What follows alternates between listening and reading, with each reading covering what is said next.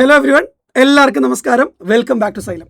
അപ്പോൾ നമ്മൾ group D എക്സാമിന് വേണ്ടിയിട്ട് റാങ്കിങ് ആൻഡ് ഓർഡറിംഗ് ഒരു വീഡിയോ കഴിഞ്ഞ ദിവസം ചെയ്തിട്ടുണ്ടായിരുന്നു അല്ലേ. അപ്പോൾ ഒരുപാട് പേര് അതിൽ പറഞ്ഞിട്ടുണ്ടായിരുന്നു ഇന്ന ടോപ്പിക് എടുത്തു കഴിഞ്ഞാൽ കുറച്ചുകൂടെ നന്നായിരുന്നു എന്നുള്ള കാര്യം. അതുപോലെ തന്നെ ടെലിഗ്രാമിലും കുറച്ച് ടോപ്പിക്കുകൾ സജഷൻസ് വന്നിട്ടുണ്ടായിരുന്നു, എക്സാമിന് മുന്നേ ഇത് ചെയ്യുകയാണെങ്കിൽ നന്നായിരിക്കും. അപ്പോൾ അങ്ങനെയുള്ള മെസ്സേജൊക്കെ കണ്ടിട്ട് എങ്ങനെയാണ് ചെയ്യാതിരിക്കുക അല്ലേ. അപ്പോൾ അതുകൊണ്ട് തന്നെ ഇന്ന് നിങ്ങൾ ചോദിച്ച ടോപ്പിക്കുകൾ എല്ലാം ഇൻക്ലൂഡ് ചെയ്തിട്ടുണ്ട്. ആ ടോപ്പിക്കുകളിൽ നിന്ന് ചോദിച്ച ഗ്രൂപ്പ് ഡി എക്സാമിന് ചോദിച്ച ചോദ്യങ്ങളാണ് നമ്മളിന്ന് ഡിസ്കസ് ചെയ്യാൻ പോകുന്നത്. അപ്പോൾ എന്തെങ്കിലുമൊക്കെ ഡൗട്ടുകൾ ഉണ്ടെങ്കിൽ നിങ്ങൾ സ്വാഭാവികമായിട്ട് എന്ത് ചെയ്യുക, ആസ് യൂഷ്വൽ ഈ വീഡിയോയുടെ താഴെ കമൻറ്റായിട്ട് പറയുക. അപ്പോൾ നമ്മൾ എന്തായാലും അഡ്രസ്സ് ചെയ്യുന്നതായിരിക്കും. അപ്പോൾ ആദ്യം കലണ്ടറിൽ നിന്ന് ഒരുപാട് ചോദ്യങ്ങൾ അല്ലേ നമ്മളിന്ന് ഡിസ്കസ് ചെയ്യുന്നുണ്ട്. അപ്പോൾ ആദ്യത്തെ ചോദ്യം ഇതാണ്: Amit's son was born on 10th January 2012. On what day of the week was he born എന്നുള്ളതാണ് ചോദ്യം അല്ലേ. അമിത്തിൻ്റെ മോന് ജനുവരി 10, 2012 ജനിച്ചത് എന്നാണ് പറയുന്നത്. അത് ഏത് ദിവസമാണ് എന്നുള്ളതാണ് നമ്മളോട് കണ്ടുപിടിക്കാൻ പറഞ്ഞത്. എങ്ങനെയാണ് നമ്മളിത് സോൾവ് ചെയ്യുക? അപ്പോൾ നമ്മൾ ഇങ്ങനെയുള്ളൊരു ചോദ്യം അല്ലേ, ഒരു പെർട്ടിക്കുലർ ഡേറ്റ് തന്നിട്ട് അത് ഏത് ദിവസമാണ് എന്ന് കണ്ടുപിടിക്കാൻ പറയുമ്പോൾ നമുക്ക് നോക്കാം എന്തൊക്കെയാണ് ഡേറ്റിലുള്ളത്. ദിവസമുണ്ട് അല്ലേ, 10 ദിവസം, പിന്നെ മാസമുണ്ട് ജനുവരി, പിന്നെ 2012 വർഷം. ഇങ്ങനെ 3 ആയിട്ടാണ് ഇത് ഡിവൈഡ് ചെയ്തിരിക്കുന്നത്. നമ്മൾ ചെയ്യേണ്ട കാര്യം എന്ന് പറയുന്നത് ആദ്യം ഈ തന്നിരിക്കുന്ന ദിവസം ഫോക്കസ് ചെയ്യുക. അതിൽ എത്ര ഓഡ് ഡേയ്സ് ഉണ്ട്, എത്ര ഓഡ് ഡേയ്സ് ഉണ്ട്. ഓഡ് ഡേയ്സ് എന്ന് പറഞ്ഞാൽ ഒരു കംപ്ലീറ്റ് ആഴ്ച കഴിഞ്ഞിട്ട് ബാക്കി വരുന്ന ദിവസമാണ്. അതായത് 7ൻ്റെ മൾട്ടിപ്പിൾ കഴിഞ്ഞിട്ട് ബാക്കി വരുന്ന ദിവസങ്ങളെയാണ് നമ്മൾ ഓഡ് ഡേയ്സ് എന്ന് പറയുക. അപ്പോൾ 10 ദിവസത്തിൽ നമുക്കറിയാം ഒരു കംപ്ലീറ്റ് ആഴ്ച എന്ന് പറഞ്ഞാൽ 7 ദിവസമാണ്. അത് കഴിഞ്ഞാൽ 3 ഓഡ് ഡേയ്സ് ആണ് ഈ പറയുന്ന 10 ദിവസത്തിലുള്ളത്. അത് കഴിഞ്ഞാൽ നമ്മൾ പിന്നീട് ചെയ്യേണ്ട കാര്യം മാസമാണ്. ജനുവരി മാസത്തിൻ്റെ കോഡ് എന്താണ് എന്നുള്ളതാണ്. ജനുവരിയുടെ കോഡ് നമുക്കറിയാം 0 ആണ് അല്ലേ. അപ്പോൾ നമ്മൾ 0 കൊടുത്തു. അതിനുശേഷം നമ്മൾ ചെയ്യേണ്ടത് കംപ്ലീറ്റഡ് ഇയേഴ്സ്, 2011 മുഴുവൻ വർഷങ്ങളുണ്ട്. അപ്പോൾ എവിടെ എത്രയാണോ വർഷം അതിൽ നിന്നൊന്ന് കുറയ്ക്കുക എന്നുള്ളതാണ് നമുക്ക് ചെയ്യേണ്ടത്. അപ്പോൾ 2011 എത്ര, അല്ലെങ്കിൽ 2011 വരെ എത്ര കംപ്ലീറ്റഡ് ഇയേഴ്സ് ഉണ്ട് എന്നുള്ളതാണ് നമുക്ക് കണ്ടുപിടിക്കേണ്ടത്. നമുക്കറിയാം 2011 നമുക്ക് എങ്ങനെ സ്പ്ലിറ്റ് ചെയ്യാം, 2000 വർഷം പ്ലസ് 11 വർഷം അല്ലേ. ഇനി നമ്മൾ എന്ത് ചെയ്യണം, ഈ 2000 വർഷത്തിൽ എത്ര ഓഡ് ഡേയ്സ് ഉണ്ട് എന്ന് കണ്ടുപിടിക്കുക. 2000 വർഷത്തിൽ നമുക്കറിയാം 0 ആണ് അല്ലേ. പ്ലസ് അതായത് 400ൻ്റെ മൾട്ടിപ്പിൾ വരുമ്പോഴെല്ലാം 0 ആയിരിക്കും ഓഡ് ഡേയ്സ് എന്ന് പറയുന്നത്. ഇനി 11 വർഷങ്ങളാണുള്ളത്. ഈ 11 വർഷത്തിൽ എത്ര ഓഡ് ഡേയ്സ് ഉണ്ട്. എപ്പോഴും കുറച്ച് വർഷങ്ങൾ തന്നു കഴിഞ്ഞാൽ അതിൽ ഓഡ് ഡേയ്സ് കണ്ടുപിടിക്കാൻ എന്താണ് നമ്മൾ ചെയ്യേണ്ടത്, 11 വർഷം അതുപോലെ എഴുതി പ്ലസ് ഈ 11 വർഷത്തിലുള്ള ലീപ്പ് ഇയറിൻ്റെ എണ്ണമാണ് നമ്മൾ എഴുതേണ്ടത് അല്ലേ. 11 അതുപോലെ തന്നെ എഴുതി 11 വർഷം അതിൽ എത്ര ലീപ്പ് ഇയർ ഉണ്ട് എന്നുള്ളതാണ് നമ്മൾ പിന്നീട് ചെയ്യേണ്ടത്. അപ്പോൾ 11 വർഷം നമ്മൾ അതുപോലെ എഴുതി. എത്ര ലീപ്പ് ഇയർ ആണുള്ളത് നമുക്ക് നോക്കാം. 2011 വരെയാണ് നമുക്ക് നോക്കേണ്ടത്. അത് 2000 കഴിഞ്ഞു. അത് കഴിഞ്ഞാൽ 2004, 2008 2 ലീപ്പ് ഇയേഴ്സ് ആണുള്ളത്. അപ്പോൾ നമ്മൾ 2 എന്ന് എഴുതി. 11 പ്ലസ് 2 എന്ന് പറഞ്ഞു കഴിഞ്ഞാൽ എത്രയാണ്, 13 ആണ്. 13ൽ 7ൻ്റെ മൾട്ടിപ്പിൾ കഴിഞ്ഞ് കഴിഞ്ഞാൽ ബാക്കി എന്താണ് വരിക, 6 ആണ് വരിക അല്ലേ. 6 ഓഡ് ഡേയ്സ് ആണ് നമുക്ക് ആകെ ഉള്ളത്. അപ്പോൾ ഈ കംപ്ലീറ്റഡ് ഇയേഴ്സിലുള്ള ഓഡ് ഡേയ്സിൻ്റെ എണ്ണം എന്ന് പറയുന്നത് സ്വാഭാവികമായിട്ട് നമുക്ക് 6 ആണ് വരുന്നത് അല്ലേ. ഒരു 6ഉം കൂടെ നമ്മൾ കൂട്ടി. അപ്പോൾ 6 + 9 എന്ന് പറഞ്ഞു കഴിഞ്ഞാൽ വീണ്ടും നമ്മൾ ഓഡ് ഡേയ്സ് ആണല്ലോ. അപ്പോൾ 7ൻ്റെ കോമ്പിനേഷൻ കഴിഞ്ഞിട്ട് പിന്നെ നമുക്ക് 2 എന്ന് കിട്ടും. അപ്പോൾ 2ന് കറസ്പോണ്ടിങ് ആയിട്ട് ഏത് ദിവസമാണ് വരിക, നമുക്കറിയാം 0 അല്ലെങ്കിൽ 7 എന്ന് പറഞ്ഞു കഴിഞ്ഞാൽ സൺഡേ ആണ്. 1 മൺഡേ, 2 ട്യൂസ്ഡേ അല്ലേ. അപ്പോൾ സ്വാഭാവികമായിട്ടും ഓപ്ഷൻ എ ട്യൂസ്ഡേ ആണ് നമ്മുടെ ശരി ഉത്തരം വരുന്നത് അല്ലേ. അപ്പോൾ ഇത്തരത്തിലുള്ള ചോദ്യങ്ങൾ നമുക്ക് എളുപ്പത്തിൽ ചെയ്യാൻ പറ്റുന്ന കാര്യമല്ലേ ഉള്ളൂ. എന്തെങ്കിലും തരത്തിലുള്ള ഡൗട്ട് ഉണ്ടെങ്കിൽ നിങ്ങൾ എന്ത് ചെയ്യണം, ഇവിടെ കമൻ്റായിട്ട് പറയുക. ഓക്കെ അല്ലേ. സോ എന്തായാലും ഈ ചോദ്യത്തിൻ്റെ ആൻസർ എന്ന് പറയുന്നത് ഓപ്ഷൻ എ ട്യൂസ്ഡേ ആണ്. നമുക്ക് നമ്മുടെ അടുത്ത ചോദ്യത്തിലോട്ട് പോകാം. അടുത്ത ചോദ്യം ഇതാ നോക്കുക, ഇതും ചോദിച്ച ചോദ്യമാണ്. ഇഫ് ടുഡേ ഈസ് തേഴ്സ്ഡേ, ഇന്ന് വ്യാഴാഴ്ചയാണെങ്കിൽ what will be the day after 560 ദിവസങ്ങൾ കഴിഞ്ഞാൽ ഏത് ദിവസമാണ് എന്നുള്ളതാണ് ചോദ്യം. അപ്പം നമുക്കറിയാം നേരത്തെ ചെയ്ത അതേപോലെ തന്നെ ഓഡ് ഡേയ്സ് ആണ് നമുക്ക് കണ്ടുപിടിക്കേണ്ടത്. അതായത് ഇന്ന് വ്യാഴാഴ്ചയാണെങ്കിൽ ഒരു ഓഡ് ഡേയ്സ് കഴിഞ്ഞാൽ എന്താണ് പറയുക, അതൊരു വെള്ളിയാഴ്ച ആയിരിക്കും അല്ലേ. ഒരു ദിവസം കഴിഞ്ഞാൽ വെള്ളിയാഴ്ച ആയിരിക്കും. 2 ദിവസം കഴിഞ്ഞാൽ അതൊരു ശനിയാഴ്ച ആയിരിക്കും, ആണോ അല്ലയോ. 3 ദിവസം കഴിഞ്ഞാൽ ഞായറാഴ്ച ആയിരിക്കും. അങ്ങനെയാണെങ്കിൽ ഈ 560 ദിവസത്തിൽ എത്ര ഓഡ് ഡേയ്സ് ഉണ്ടെന്ന് കണ്ടുപിടിച്ചാൽ മതി. 560 ദിവസത്തിൽ എത്ര ഓഡ് ഡേയ്സ് ഉണ്ടെന്ന് കണ്ടുപിടിക്കുക. അതൊന്നാണെങ്കിൽ തേഴ്സ്ഡേ കഴിഞ്ഞിട്ട് ഒരു ദിവസം കഴിഞ്ഞിട്ട്, 2 ആണെങ്കിൽ തേഴ്സ്ഡേ കഴിഞ്ഞിട്ട് 2 ദിവസം കഴിഞ്ഞിട്ട്. ഇതാണ് നമുക്കിവിടെ ചെയ്യാനുള്ളത്. അപ്പോൾ 560 എത്ര 7ൻ്റെ മൾട്ടിപ്പിൾ ഉണ്ട് എന്ന് നമ്മൾ ആലോചിക്കുമ്പോൾ ഇവിടെ ഒരു കാര്യം വളരെ ക്ലിയർ ആണ്. 560 എന്ന് പറയുന്നത് 7ൻ്റെ മൾട്ടിപ്പിൾ തന്നെയാണ് അല്ലേ. 7 × 8 56. അപ്പോൾ സ്വാഭാവികമായിട്ടും 560 7ൻ്റെ മൾട്ടിപ്പിളാണ്. അപ്പോൾ സ്വാഭാവികമായിട്ടും എന്താണ് 7, 14, 560 വരെയും ഇത് സെയിം സാധനം റിപ്പീറ്റ് ചെയ്യുകയാണ് എന്ന് പറയുമ്പോൾ ഇന്ന് വ്യാഴാഴ്ചയാണെങ്കിൽ 7 ദിവസം കഴിഞ്ഞാൽ വ്യാഴാഴ്ചയാണ് അല്ലേ? ഒരു ഓഡ് ഡേ എന്ന് പറയുമ്പോൾ എന്താ, കംപ്ലീറ്റ് ആഴ്ച കഴിഞ്ഞിട്ട് ബാക്കിയുള്ള ദിവസത്തിനാണ് നമ്മൾ ഓഡ് ഡേ എന്ന് പറയുക. അപ്പോൾ ഒരു ഓഡ് ഡേ എന്ന് പറയുമ്പോൾ ഒരു ദിവസം കഴിഞ്ഞിട്ട്, അല്ലേ? 7 ദിവസം എന്ന് പറയുമ്പോൾ സ്വാഭാവികമായിട്ടും ഒരു കംപ്ലീറ്റ് ആഴ്ചയായി. അപ്പോൾ വ്യാഴത്തിൽ തുടങ്ങിയിട്ട് ബുധൻ വരെയാണ് ഒരു കംപ്ലീറ്റ് ആഴ്ച. അടുത്ത ദിവസം വീണ്ടും വ്യാഴം തന്നെയായിരിക്കും, അല്ലേ? അപ്പോൾ 7 ദിവസത്തിൻ്റെ കോമ്പിനേഷനിൽ എപ്പോഴും 0 അല്ലെങ്കിൽ സെയിം സാധനം തന്നെയാണ് വരിക. അപ്പോൾ ഇന്ന് തേഴ്സ്ഡേ ആണെങ്കിൽ 7 ദിവസം കഴിഞ്ഞാൽ തേഴ്സ്ഡേ തന്നെയായിരിക്കും. 7ൻ്റെ മൾട്ടിപ്പിൾ എന്ത് വന്നാലും, അതായത് 560 ദിവസം എന്ന് വന്നാലും നമുക്ക് അറിയാം ഓഡ് ഡേയ്സിൻ്റെ എണ്ണം 0 ആണ്. കാരണം 7ൻ്റെ മൾട്ടിപ്പിളാണ്. സ്വാഭാവികമായിട്ടും എന്താണ് ആൻസർ വരിക? ഓപ്ഷൻ എ, തേഴ്സ്ഡേ തന്നെയാണ് നമ്മുടെ ശരി ഉത്തരം വരുന്നത്. ക്ലിയർ ആണെന്ന് വിചാരിക്കുന്നു. അടുത്ത നോക്കിയാലോ. അടുത്ത ചോദ്യം ഇതാ, ഇഫ് ടുമോറോ ഇസ് സൺഡേ, അതായത് നാളെ ഞായറാഴ്ചയാണെങ്കിൽ what day of the week will be 121 days from today എന്നുള്ളതാണ് ചോദ്യം. നാളെ ഞായറാഴ്ചയാണെങ്കിൽ 121 ദിവസം കഴിഞ്ഞാൽ ഏത് ദിവസമാണ് എന്നുള്ളതാണ് നമുക്കിവിടെ കണ്ടുപിടിക്കേണ്ടത്. അപ്പോൾ ഇവിടെ നമുക്ക് വളരെ ക്ലിയർ ആയിട്ടുള്ളൊരു കാര്യം എന്ന് പറയുന്നത്, നാളെ ഞായറാഴ്ചയാണെങ്കിൽ ഇന്ന് എന്താണെന്ന് കണ്ടുപിടിക്കുക. ഇന്നെന്താണ് വരിക? ടുഡേ. ഇന്നെന്താണ് വരിക? ഇന്ന് സാറ്റർഡേ ആണ് വരിക. ഇത് നമ്മൾ സാറ്റർഡേ കഴിഞ്ഞിട്ട് ഒരു ഓഡ് ഡേ ആണെങ്കിൽ അതൊരു ഞായറാഴ്ച ആയിരിക്കും, അല്ലേ? 2 ആണെങ്കിൽ അതൊരു മൺഡേ ആയിരിക്കും. അപ്പോൾ ഈ 121 എത്ര ഓഡ് ഡേയ്സ് ഉണ്ടെന്ന് മാത്രം കണ്ടുപിടിച്ചാൽ മതി. അപ്പോൾ 121 എത്ര 7ൻ്റെ മൾട്ടിപ്പിൾ ഉണ്ട്, ബാക്കി എത്ര പേരുണ്ട് നോക്കിയാൽ മതി, അല്ലേ? അപ്പോൾ നമുക്ക് 121 7ൻ്റെ മൾട്ടിപ്പിൾ കണ്ടുപിടിക്കാൻ എന്ത് ചെയ്യുക? 7 കൊണ്ട് ഡിവൈഡ് ചെയ്യണം, അല്ലേ? അപ്പോൾ നോക്കുക, ഒരു 7 7, പിന്നീട് 51 വരും. അതിൽ നമുക്ക് എത്ര എണ്ണം വരും? 7 എണ്ണം വരും, അല്ലേ? അപ്പോൾ 49, അതായത് 2 ഓഡ് ഡേയ്സേ ഉള്ളൂ.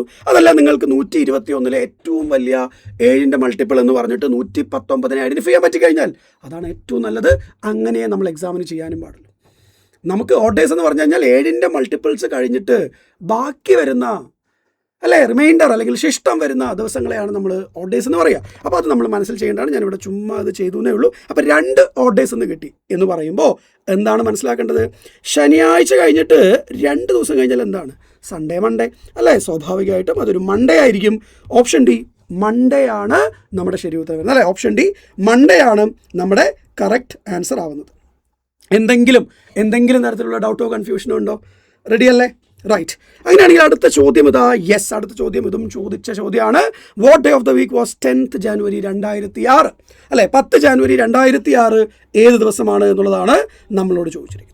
അപ്പോൾ നമ്മളത് എങ്ങനെയാണ് ചെയ്യുക, അല്ലേ? നമുക്കറിയാം, ദിവസം, മാസം, വർഷം കൃത്യമായിട്ട് നമുക്കറിയുന്ന കാര്യമാണ്. സോ ലെറ്റ്സ് നമുക്കത് എന്ത് ചെയ്യാം? ട്രൈ ചെയ്യാം, അല്ലേ? അപ്പോൾ നോക്കുക, 10 ജനുവരി 2006. അപ്പോൾ എപ്പോഴും നമ്മൾ ചെയ്യേണ്ട കാര്യം എന്താ? വർഷത്തിൽ, മാസത്തിൽ, അതുപോലെ തന്നെ ദിവസം, ഇതിലുള്ള ഓഡ് ഡേയ്സ് ആണ് നമ്മൾ കണ്ടുപിടിക്കുന്നത്, അല്ലേ? അപ്പം മാസം എന്ന് പറയുമ്പോൾ അതിൻ്റെ കോഡാണ്. അപ്പോൾ 10 എന്ന് പറയുമ്പോൾ നമുക്കറിയാം 3 ഓഡ് ഡേയ്സേ അവിടെ ഉള്ളൂ. അപ്പോൾ 3 നമ്മൾ എഴുതി. ഇനി അടുത്തത് ജനുവരി മാസത്തിൻ്റെ കോഡെന്ന് പറയുന്നത് എപ്പോഴും 0 തന്നെയാണ്. ജനുവരി എന്താണ് ആക്ച്വലി നമ്മുടെ മാസത്തിൻ്റെ കോഡെന്ന് പറയുന്നത് അറിയാത്തവർക്ക് വേണ്ടി പറയാം. അതായത് ജനുവരിയുടെ കോഡ് നമ്മൾ 0 ആണ്, ആദ്യത്തെ മാസമായതുകൊണ്ട്. ബാക്കി ഏതൊരു മാസം എടുത്താലും അതിന് മുമ്പ് വരെയുള്ള ഓഡ് ഡേയ്സിൻ്റെ സമ്മാണ് അതത് മാസങ്ങളുടെ കോഡെന്ന് പറയുന്നത്. അതായത് ജനുവരിയിൽ നമുക്കറിയാം കോഡ് 0 ആണ്, അല്ലേ? ജനുവരിയിൽ എത്ര ഓഡ് ഡേയ്സ് ഉണ്ട്? 31 ദിവസമാണേ. അപ്പോൾ ഓഡ് ഡേയ്സ് എന്ന് പറയുന്നത് 3 ആണ്. ഇതാണ് നമ്മൾ ഫെബ്രുവരിയുടെ കോഡായിട്ട് കൊടുക്കുന്നത്. അത് ഫെബ്രുവരി മാസത്തിൽ ഏതൊരു ഡേറ്റ് പറയുമ്പോഴും ജനുവരിയിലുള്ള ഓഡ് ഡേയ്സിൻ്റെ എണ്ണം കോൺസ്റ്റൻ്റ് ആണ്. അത് നമ്മൾ ഫെബ്രുവരിക്ക് കൊടുക്കണം കോഡായിട്ട്. മാർച്ചിനോ ജനുവരിയിലും ഫെബ്രുവരിൻ്റെയും ഓഡ് ഡേയ്സിൻ്റെ സമ്മായിരിക്കും മാർച്ചിൻ്റെ കോഡ്. അതാണ് നമ്മുടെ കോഡെന്ന് പറയുന്നത്. അപ്പോൾ നോക്കാം, ഇത് ഓൾറെഡി നമ്മൾ നമ്മുടെ യൂട്യൂബിൽ തന്നെ അപ്ലോഡ് ചെയ്തിട്ടുണ്ട്. നിങ്ങൾക്കത് വേണമെങ്കിൽ ഒന്ന് ചെക്കൗട്ട് ചെയ്യാം. അപ്പോൾ നമുക്ക് നോക്കാം. യെസ്, 10 ദിവസത്തിൽ 3 എന്ന് പറഞ്ഞു. ജനുവരി മാസത്തിൽ, അല്ലേ, 0 ഒന്ന് കിട്ടി. ഇനി അടുത്ത് കംപ്ലീറ്റഡ് ഇയേഴ്സ് ആണ്. ഇതാണ് ഏറ്റവും ശ്രദ്ധിക്കേണ്ട കാര്യം. 2005 വരെയുള്ള ഓഡ് ഡേയ്സ് ആണ്. കാരണം എന്താ?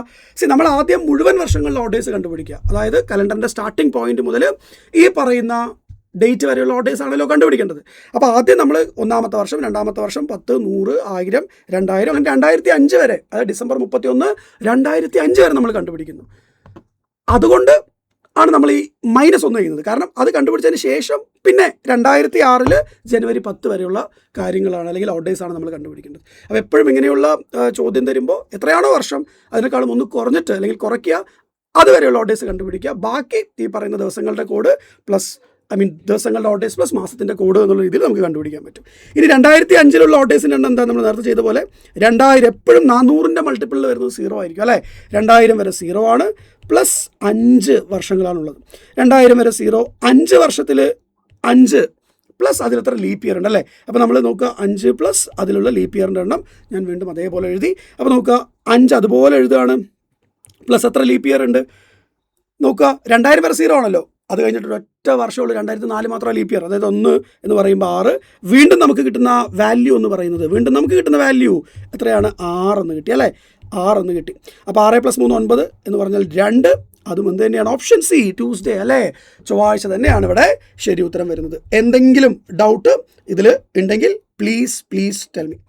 എന്തെങ്കിലും കൺഫ്യൂഷൻ ഇതിലുണ്ടോ? കറക്റ്റ് അല്ലേ? യെസ്. അപ്പോൾ നമുക്ക് അടുത്ത ചോദ്യത്തിലോട്ട് പോകാം. ഞാനിങ്ങനെ പറയുമ്പോൾ നിങ്ങൾ പറയേണ്ടത് ഈ പറയുന്ന പോലെ നമ്മുടെ അല്ലേ ചാറ്റിൽ കമൻ്റ് ആയിട്ടാണ്. റൈറ്റ്, അടുത്ത് നോക്കാം. If 10th August 2021 was a Tuesday, then what day of the week was 18th September 2021? അപ്പോൾ ഓഗസ്റ്റ് 10, 2021 ഒരു ചൊവ്വാഴ്ചയാണെങ്കിൽ അല്ലേ 18 സെപ്റ്റംബർ 2021 എന്താണ് എന്നുള്ളതാണ് ചോദ്യം. അപ്പോൾ ഇങ്ങനെയുള്ള ചോദ്യത്തിൽ ഇവിടെ വളരെ ക്ലിയർ ആണ്. സെയിം വർഷത്തിലെ 2 മാസങ്ങളാണ് തന്നിരിക്കുന്നത്. അപ്പം നമുക്ക് എത്ര ഓഡ് ഡേയ്സ് ഈ പറയുന്ന 10 ഓഗസ്റ്റിന് ശേഷം അല്ലെങ്കിൽ 10 ഓഗസ്റ്റിൽ നിന്ന് 18 സെപ്റ്റംബർ വരെ എത്ര ഓഡ് ഡേയ്സ് നോക്കിയാൽ മതി അല്ലേ? 10 ഓഗസ്റ്റ് 2021 ട്യൂസ്ഡേ ആണെങ്കിൽ 11 ഓഗസ്റ്റ് 2021 ബുധനാഴ്ച ആയിരിക്കുമല്ലോ. ഒരു ദിവസം കഴിഞ്ഞ് കഴിഞ്ഞാൽ എന്ന് പറയുമ്പോൾ 10 ഓഗസ്റ്റ് 2021 മുതൽ 18 സെപ്റ്റംബർ 2021 വരെ എത്ര ദിവസങ്ങളുണ്ട് നോക്കിയാൽ മതി. എത്ര ദിവസങ്ങൾ എന്ന് പറയുമ്പോൾ ഇൻ പെർട്ടിക്കുലർ നമ്മൾ എന്താ നോക്കേണ്ടത്? ഓഡ് ഡേയ്സ് ആണ്. കാരണം 7 ദിവസം കഴിഞ്ഞാൽ അത് സെയിം സാധനം റിപ്പീറ്റ് ചെയ്യും. അപ്പോൾ നമുക്ക് അതിൻ്റെ ആവശ്യമില്ല. ജസ്റ്റ് ഓഡ് ഡേയ്സിൻ്റെ എണ്ണം മാത്രം കൗണ്ട് ചെയ്താൽ മതി അല്ലേ? അപ്പോൾ നമുക്ക് നോക്കാം എങ്ങനെയാണ് നമ്മളിത് സോൾവ് ചെയ്യുക. ഇവിടെ വളരെ ക്ലിയർ ആണ്. 10 ഓഗസ്റ്റ് 2021 എന്ന് പറയുന്നത് ഒരു ചൊവ്വാഴ്ചയാണെന്ന് പറയുന്നുണ്ട്. നമുക്ക് കണ്ടുപിടിക്കേണ്ടത് 18 സെപ്റ്റംബർ 2021 എന്ത് എന്നുള്ളതാണ് അല്ലേ? അപ്പം നമ്മൾ നോക്കേണ്ട കാര്യം എന്താണെന്നറിയോ? ഈ 10 ഓഗസ്റ്റ് കഴിഞ്ഞിട്ട് ഓഗസ്റ്റിൽ എത്ര ദിവസമുണ്ട് പ്ലസ് സെപ്റ്റംബറിൽ 18 വരെ, ഇത്രയും ദിവസത്തിലെ ഓഡ് ഡേയ്സ് ആണ് നമുക്ക് കണ്ടുപിടിക്കേണ്ടത്. അപ്പോൾ ഞാനിവിടെ ഇടയിൽ എഴുതാൻ പോകണം ഓഡ് ഡേയ്സ് എന്നുള്ളത്.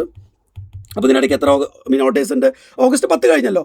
ഓഗസ്റ്റ് 11 മുതൽ 31 വരെ എന്ന് പറയുമ്പോൾ ഓഗസ്റ്റിൽ 21 പ്ലസ് സെപ്റ്റംബറിൽ 18. അപ്പോൾ സ്വാഭാവികമായിട്ടും 21 പ്ലസ് 18 എന്ന് പറയുമ്പോൾ 21 സ്വാഭാവികമായിട്ടും 0 ആണ്. 18ൽ 14 കഴിഞ്ഞാൽ ഇതിൻ്റെ അർത്ഥം എന്താ? 4 എന്ന് കിട്ടി. അതായത് ട്യൂസ്ഡേ കഴിഞ്ഞിട്ട് വെറും 4 ദിവസം കഴിഞ്ഞാൽ എന്താണ് എന്നുള്ളതാണ് ഇപ്പോൾ ചോദ്യം. ട്യൂസ്ഡേ കഴിഞ്ഞിട്ട് 4 ദിവസം കഴിഞ്ഞാൽ എന്താണ് എന്നുള്ളതാണ് ചോദ്യം. അപ്പോൾ ട്യൂസ്ഡേ കഴിഞ്ഞിട്ട് 4 ദിവസം കഴിഞ്ഞാൽ എന്താണ് ആവുക? സാറ്റർഡേ ആണ് ആവുക അല്ലേ? ഒരു ശനിയാഴ്ചയാണ് ആവുക. ഓപ്ഷൻ ബി സാറ്റർഡേ ആണ് ശരി ഉത്തരം. ആണോ അല്ലയോ? അപ്പോൾ നമ്മളിവിടെ ചെയ്ത എന്താ? എപ്പോഴും ഓഡ് ഡേയ്സാണ്. ആദ്യത്തെ കേസിൽ അതായത് ഈ ഒരു പെർട്ടിക്കുലർ ചോദ്യത്തിൽ ആ ഡേറ്റ് വരെയുള്ള ഓഡ് ഡേയ്സാണ് നമ്മൾ കണ്ടുപിടിക്കുന്നതെങ്കിൽ, രണ്ടാമത്തെ കേസിൽ എന്താണ്? വേറൊരു ഡേറ്റിൽ നിന്ന് വേറൊരു ഡേറ്റ് ആണ്. അപ്പോൾ ഈ ഡേറ്റ് ഇതാണ് നമ്മുടെ റെഫറൻസ് അല്ലേ? അവിടെ നിന്ന് പുതിയ ഡേറ്റിലോട്ടുള്ള ഓഡ് ഡേയ്സിൻ്റെ എണ്ണം മാത്രം നമ്മൾ കണ്ടുപിടിച്ചാൽ മതി. ആ പെർട്ടിക്കുലർ ഡേറ്റിൽ നിന്ന് പുതിയ ഡേറ്റിലോട്ടുള്ള ഓഡ് ഡേയ്സിൻ്റെ എണ്ണം മാത്രം നമ്മൾ കണ്ടുപിടിച്ചാൽ മതി. കഴിഞ്ഞ ചോദ്യത്തിൽ നമുക്ക് 2 എന്ന് കിട്ടി, നമ്മൾ ട്യൂസ്ഡേ എന്ന് പറഞ്ഞു അല്ലേ? ഇവിടെ 4 എന്ന് കിട്ടുമ്പോൾ നമ്മൾ ഒരിക്കലും തേഴ്സ്ഡേ എന്നല്ല പറയുക. കാരണം ഒരു റെഫറൻസ് ഡേറ്റ് ഉണ്ടല്ലോ. നമുക്ക് എന്തുണ്ട് റെഫറൻസ് ഡേറ്റ്? ഇതാ ഇവിടെ വളരെ ക്ലിയർ ആണ്, ചൊവ്വാഴ്ചയുണ്ട്. ആ ചൊവ്വാഴ്ചയിൽ നിന്ന് 4 ദിവസം കഴിഞ്ഞിട്ട് എന്നുള്ളതാണ് നമ്മൾ ആക്ച്വലി ഇവിടെ കണ്ടുപിടിക്കേണ്ടത്. അപ്പോൾ ഒരു സിംഗിൾ ഡേറ്റ് തരുമ്പോൾ നമുക്ക് 0 സൺഡേ ആണ് അല്ലെങ്കിൽ ട്യൂസ്ഡേ ആണ് എന്നുള്ള രീതിയിലാണ് നമ്മൾ കണ്ടുപിടിക്കുക. പക്ഷേ ഒരു റെഫറൻസ് ഡേറ്റ് തന്നിട്ട് ഒരു ഡേറ്റ് തരും, അതിനുശേഷം ഇന്ന ഡേറ്റ് എന്ന് പറയുമ്പോൾ അല്ലെ 2 ഡേറ്റുകൾ തരണം. അപ്പോൾ ഒരു ഡേറ്റിൽ നിന്ന് വേറെ ഡേറ്റിലോട്ടുള്ള ഓഡ് ഡേയ്സ് ആണ് നമ്മൾ കണ്ടുപിടിക്കുന്നത്. അപ്പോൾ സ്വാഭാവികമായിട്ടും ആ ഓഡ് ഡേയ്സിൻ്റെ എണ്ണം നമ്മൾ ആദ്യത്തെ ഡേറ്റിലോട്ട് അപ്ലൈ ചെയ്ത് കൊടുക്കുക അല്ലേ? അപ്പോൾ ചൊവ്വയാണെങ്കിൽ ചൊവ്വയിൽ നിന്ന് 2 ദിവസം കഴിഞ്ഞിട്ട് അല്ലെങ്കിൽ 4 ദിവസം കഴിഞ്ഞിട്ട് അല്ലെങ്കിൽ 2 ദിവസം കഴിഞ്ഞിട്ട് 3 ദിവസം കഴിഞ്ഞിട്ട് അത്തരത്തിലാണ് നമ്മൾ കാര്യങ്ങൾ നോക്കാൻ. ഓക്കെ അല്ലേ? റൈറ്റ്. അപ്പോൾ അടുത്ത ചോദ്യം ഇതാ നോക്കുക. ഇഫ് മാർച്ച് 5, 2009 എന്ന് പറയുന്നത് ഒരു വ്യാഴാഴ്ചയാണെങ്കിൽ then what will be the day of the week on 11 March 2018? അപ്പോൾ ഇവിടെ നമുക്ക് ഈ പറയുന്നത് പോലെ 2009 5 മാർച്ച് വ്യാഴാഴ്ചയാണെന്ന് പറഞ്ഞു. നമുക്ക് വേണ്ടത് 11 മാർച്ച് 2016 ആണ്. 11 മാർച്ച് 2016. അപ്പോൾ നമ്മളിത് എങ്ങനെയാണ് സോൾവ് ചെയ്യുക എന്ന് ചോദിച്ചു കഴിഞ്ഞാൽ, ആദ്യം സെയിം വർഷത്തിൽ തന്നെ 11 മാർച്ചിലോട്ട് പോകുക. അതായത് 5 മാർച്ച് 2019 നോക്കുക. വളരെ സിമ്പിളാണ്, ശ്രദ്ധിക്കുക. 5 മാർച്ച് 2019 അല്ലേ? 2009 തേഴ്സ്ഡേ ആണെങ്കിൽ അവിടെ നിന്ന് എത്ര ദിവസം കഴിഞ്ഞിട്ടാണ് 11 മാർച്ച് വരിക? 11 മാർച്ച് 2016 എന്ന് പറയുമ്പോൾ നോക്കുക എത്ര ഓഡ് ഡേയ്സ് ഉണ്ട്? 5 കഴിഞ്ഞാൽ 6, 7, 8, 9, 10, 11 അല്ലേ? അതായത് 6 ദിവസത്തിൻ്റെ വ്യത്യാസമേ ഉള്ളൂ. അതായത് 6 ഓഡ് ഡേയ്സ് എന്നാണ് അർത്ഥം. ഞാൻ പറയുന്ന കാര്യം മനസ്സിലാവുന്നുണ്ടോ? 5 മാർച്ച് 2009 തേഴ്സ്ഡേ ആണെങ്കിൽ 5 കഴിഞ്ഞാൽ 6, 7, 8, 9, 10, 11. അതായത് 6 ദിവസത്തിൻ്റെ വ്യത്യാസമുണ്ട്. അപ്പോൾ തേഴ്സ്ഡേ കഴിഞ്ഞിട്ട് 6 ദിവസം കഴിഞ്ഞാൽ എന്താ വരിക? തേഴ്സ്ഡേ എന്ന് പറഞ്ഞു കഴിഞ്ഞാൽ സ്വാഭാവികമായിട്ടും നമ്മൾ എന്താ പറയുക? 4 ആണ് അല്ലേ? നമ്മുടെ കോഡ് 4 ആണ്. അപ്പോൾ 4 + 6 10, 7 കഴിഞ്ഞാൽ 3 എന്തായിരിക്കും? അതൊരു വെനസ്ഡേ ആയിരിക്കും. ആണോ അല്ലയോ? 11 മാർച്ച് 2006 എന്ന് പറയുന്നത് സ്വാഭാവികമായിട്ടും നമുക്ക് എന്താണ് കിട്ടുക? ഒരു വെനസ്ഡേ ആയിട്ടായിരിക്കും കിട്ടുക. ഇനി നമ്മൾ നോക്കേണ്ടത് എന്താണ്? ഇനി നമുക്ക് വേണ്ടത് എന്താ? 11 മാർച്ച് 2009 അല്ലേ? 16 നമ്മൾ പോകുന്നില്ലല്ലോ. സെയിം വർഷത്തിലെ 11 മാർച്ചിലോട്ടാണ് നമ്മൾ പോയത് അല്ലേ? വെനസ്ഡേ കിട്ടി. ഇനി നമ്മൾ കണ്ടുപിടിക്കേണ്ടത് എന്താ? 11 മാർച്ച് നോക്കുക. 11 മാർച്ച് 2016 നമ്മൾ പോകണം. അപ്പോൾ ഇവിടെ നോക്കുക, മാസവും ദിവസവും ഒക്കെ സെയിം ആണ്, വർഷം മാത്രമേ വ്യത്യാസമുള്ളൂ. അപ്പോൾ എത്ര വർഷങ്ങളുണ്ട്, അതിൽ എത്ര ഓഡേഴ്സ് ഉണ്ടെന്ന് മാത്രം നമ്മൾ കണ്ടുപിടിച്ചാൽ മതി. അപ്പോൾ നമുക്ക് നോക്കാം എത്രയാണ് വർഷങ്ങളുള്ളത്. 9 16 നമുക്കറിയാം മൊത്തം 7 വർഷങ്ങളാണുള്ളത്. 7 വർഷത്തിലുള്ള ഓഡേഴ്സ് നമ്മൾ കണ്ടുപിടിക്കണം. അപ്പോൾ നമ്മളെപ്പോഴും കുറച്ച് വർഷങ്ങൾ തന്നാൽ ഓഡേഴ്സ് എങ്ങനെയാണ് കണ്ടുപിടിക്കുക? വർഷം പ്ലസ് അതിലുള്ള ലീപ്പ് ഇയറിൻ്റെ എണ്ണം കൂടെ നമ്മൾ കൗണ്ട് ചെയ്യണം അല്ലേ? ലീപ്പ് ഇയറിൻ്റെ എണ്ണം കൂടെ നമ്മൾ എന്ത് ചെയ്യണം? കൗണ്ട് ചെയ്യേണ്ട ആവശ്യമുണ്ട്. അപ്പോൾ നമുക്ക് നോക്കാം. 7 ഞാൻ ഡയറക്റ്റായിട്ട് ഇവിടെ എഴുതുകയാണേ. അപ്പോൾ 7 അതുപോലെ നമ്മൾ എഴുതി, പ്ലസ് അതിലെത്ര ലീപ്പ് ഇയർ ഉണ്ട് നോക്കണം. ലീപ്പ് ഇയറിൻ്റെ എണ്ണം കൗണ്ട് ചെയ്യുക. ലീപ്പ് ഇയറിൻ്റെ എണ്ണം ഏതൊക്കെയാണ്? 2009 2016 ഇടയ്ക്ക് വരുന്ന ലീപ്പ് ഇയറിൻ്റെ എണ്ണം നമ്മൾ എന്ത് ചെയ്യണം? കൗണ്ട് ചെയ്യണം. അപ്പോൾ നോക്കുക ഏതൊക്കെയാണ് വരിക?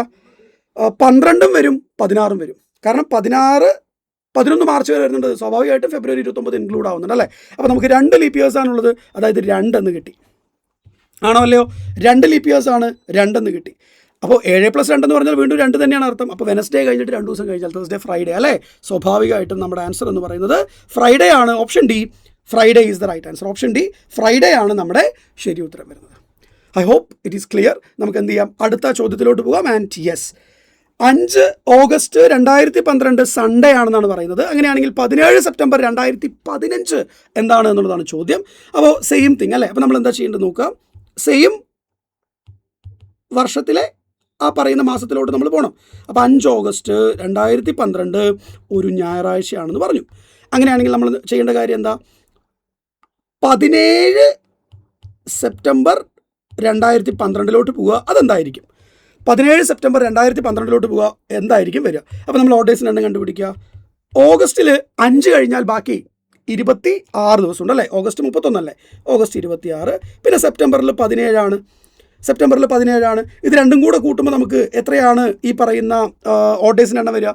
നമുക്ക് 7ൻ്റെ മൾട്ടിപ്പിൾ കളയാം. അപ്പോൾ 26 + 17 17 2 കൊടുത്താൽ 28 ആയി. അപ്പോൾ അത് 7ൻ്റെ മൾട്ടിപ്പിൾ ആണല്ലോ, 7 4 28. ബാക്കി 15 എന്ന് പറയുമ്പോൾ 14 കഴിഞ്ഞാൽ ഒരു ഓഡേ എന്ന് കിട്ടി, ഒരൊറ്റ ഓഡേ ഉള്ളൂ.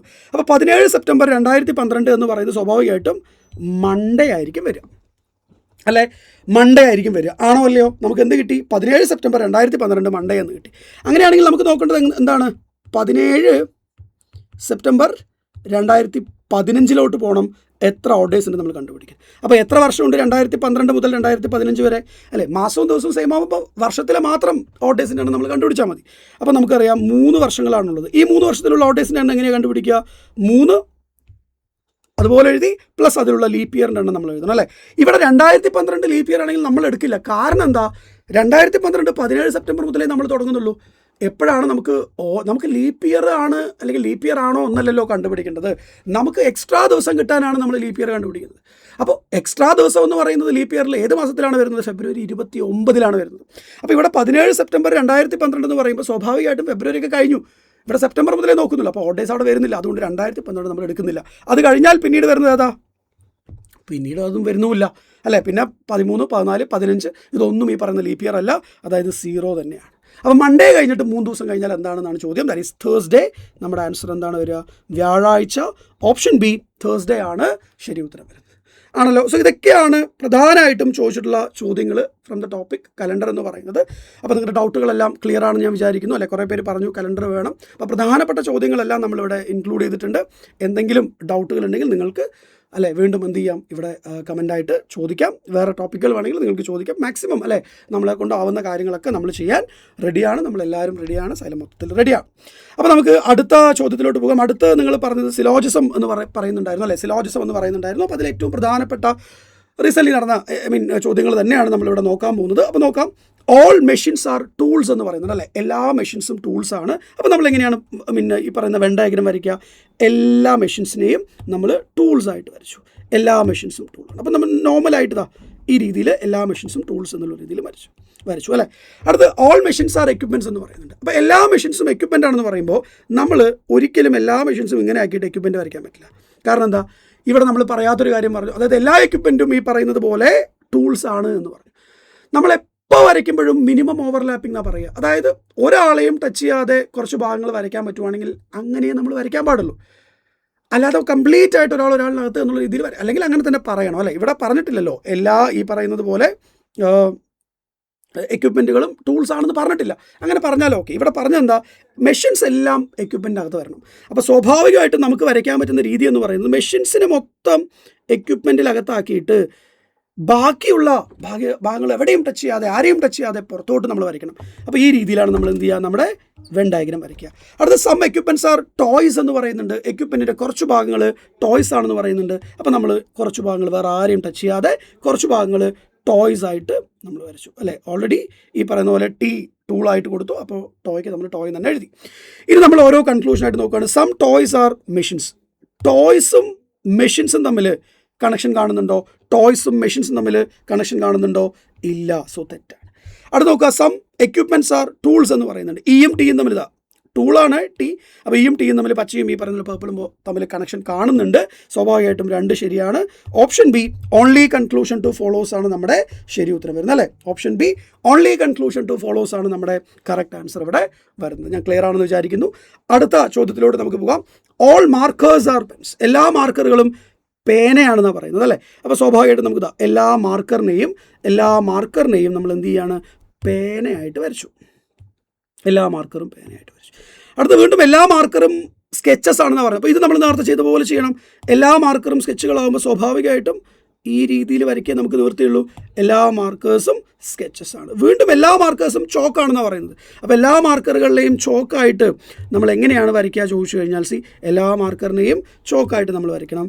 സ്വാഭാവികമായിട്ടും ഈ രീതിയിൽ എല്ലാ മാർക്കറുകളും ചോക്കായിട്ട്, എന്നാൽ ബാക്കിയുള്ള ചോക്കിൻ്റെ ഭാഗം ആരെയും ടച്ച് ചെയ്യാതെ പുറത്തോട്ട് വേണം നമ്മൾ വരയ്ക്കാനായിട്ട്. ഇനി ഓരോ കൺക്ലൂഷൻ നോക്കുക. എല്ലാ പിയും സിയുടെ അകത്താണോ? ഒരിക്കലും അല്ലല്ലോ. അപ്പോൾ തെറ്റ്. അടുത്തത് ചില ചോക്കും സ്കെച്ചും തമ്മിൽ കണക്ഷൻ ഉണ്ടോ? സിയും എസും തമ്മിൽ കണക്ഷൻ ഉണ്ടോ? ഉണ്ട് അല്ലേ. സ്വാഭാവികമായിട്ടും option D only conclusion two follows ആണ് ഇവിടെ നമ്മുടെ ശരി ഉത്തരം വരുന്നത്. ആണോ അല്ലയോ? ആണ്. നമുക്ക് അടുത്ത ചോദ്യത്തിലോട്ട് പോകാം. അടുത്ത നോ ഫാദർ ഈസ് മദർ എന്നാണ് പറയുന്നത് അല്ലേ. ഒരു അച്ഛനും അമ്മയല്ല എന്നാണ് പറയുന്നത്. അപ്പോൾ നമുക്ക് നോക്കാം. ഒരു ഫാദർ മദർ തമ്മിൽ കൃത്യമായിട്ട് ഈ പറയുന്നത് പോലെ നോ കണക്ഷനാണ്. അപ്പോൾ FM നോ കണക്ഷൻ അല്ലേ. അടുത്ത no mother is a son എന്നാണ് പറയുന്നത്. ഒരു അമ്മയും മോനല്ല എന്നാണ് പറയുന്നത്. അപ്പോൾ സ്വാഭാവികമായിട്ടും ഈ രീതിയിൽ അല്ലേ നമ്മൾ ക്രോസ് ചെയ്ത് വരച്ചു. അടുത്ത് നോക്കുക. എല്ലാ അമ്മമാരും അച്ഛൻ്റെ അകത്താണോ? അല്ലല്ലോ. അവർ തമ്മിൽ നോ കണക്ഷൻ ആണെന്ന് പറയുമ്പോൾ എന്തായാലും തെറ്റാണ്. No father is a son. എഫിനും എസിനും ഇടയ്ക്ക് കൃത്യമായിട്ട് ലൈനും ക്രോസും ഉണ്ടോ? ഇല്ല. എഫിനും എസിനും ഇടയ്ക്ക് ലൈനും ക്രോസും ഇല്ല അല്ലേ. നമ്മൾ ഡെഫിനറ്റ് ആയിട്ട് കാണണം. എഫിനും എസിനും ഇടയ്ക്ക് ലൈനും ക്രോസും കാണണം. നമ്മളത് കണ്ടില്ല. സ്വാഭാവികമായിട്ടും ഓപ്ഷൻ സി നൈദർ ഫോളോസ് ആണ്. നൈദർ അല്ലേ ഫോളോസ് ആണ് ശരി ഉത്തരം വരുന്നത്. എന്തെങ്കിലും ഡൗട്ടോ കൺഫ്യൂഷനോ ഉണ്ടെങ്കിൽ നിങ്ങളോട് പറയുക. ഓക്കെ അല്ലേ. അപ്പോൾ നമുക്ക് അടുത്ത ചോദ്യത്തിലോട്ട് പോവാം. റൈറ്റ്. അടുത്ത ചോദ്യം ഇതാണ്. എല്ലാ ഡയമണ്ട്സും സ്റ്റോൺസ് ആണെന്നാണ് പറയുന്നത്. എല്ലാ ഡയമണ്ടുകളും സ്റ്റോണുകളാണ്. എല്ലാ ഡയമണ്ട്സും സ്റ്റോൺസ് ആണ്. അപ്പോൾ നോക്കുക. എല്ലാ ഡയമണ്ട്സും നമ്മൾ സ്റ്റോൺസിനകത്ത് വരയ്ക്കുകയാണ്. എല്ലാ ഡയമണ്ട്സും ഈ രീതിയിൽ സ്റ്റോൺസിനകത്ത് നമ്മൾ വരച്ചു.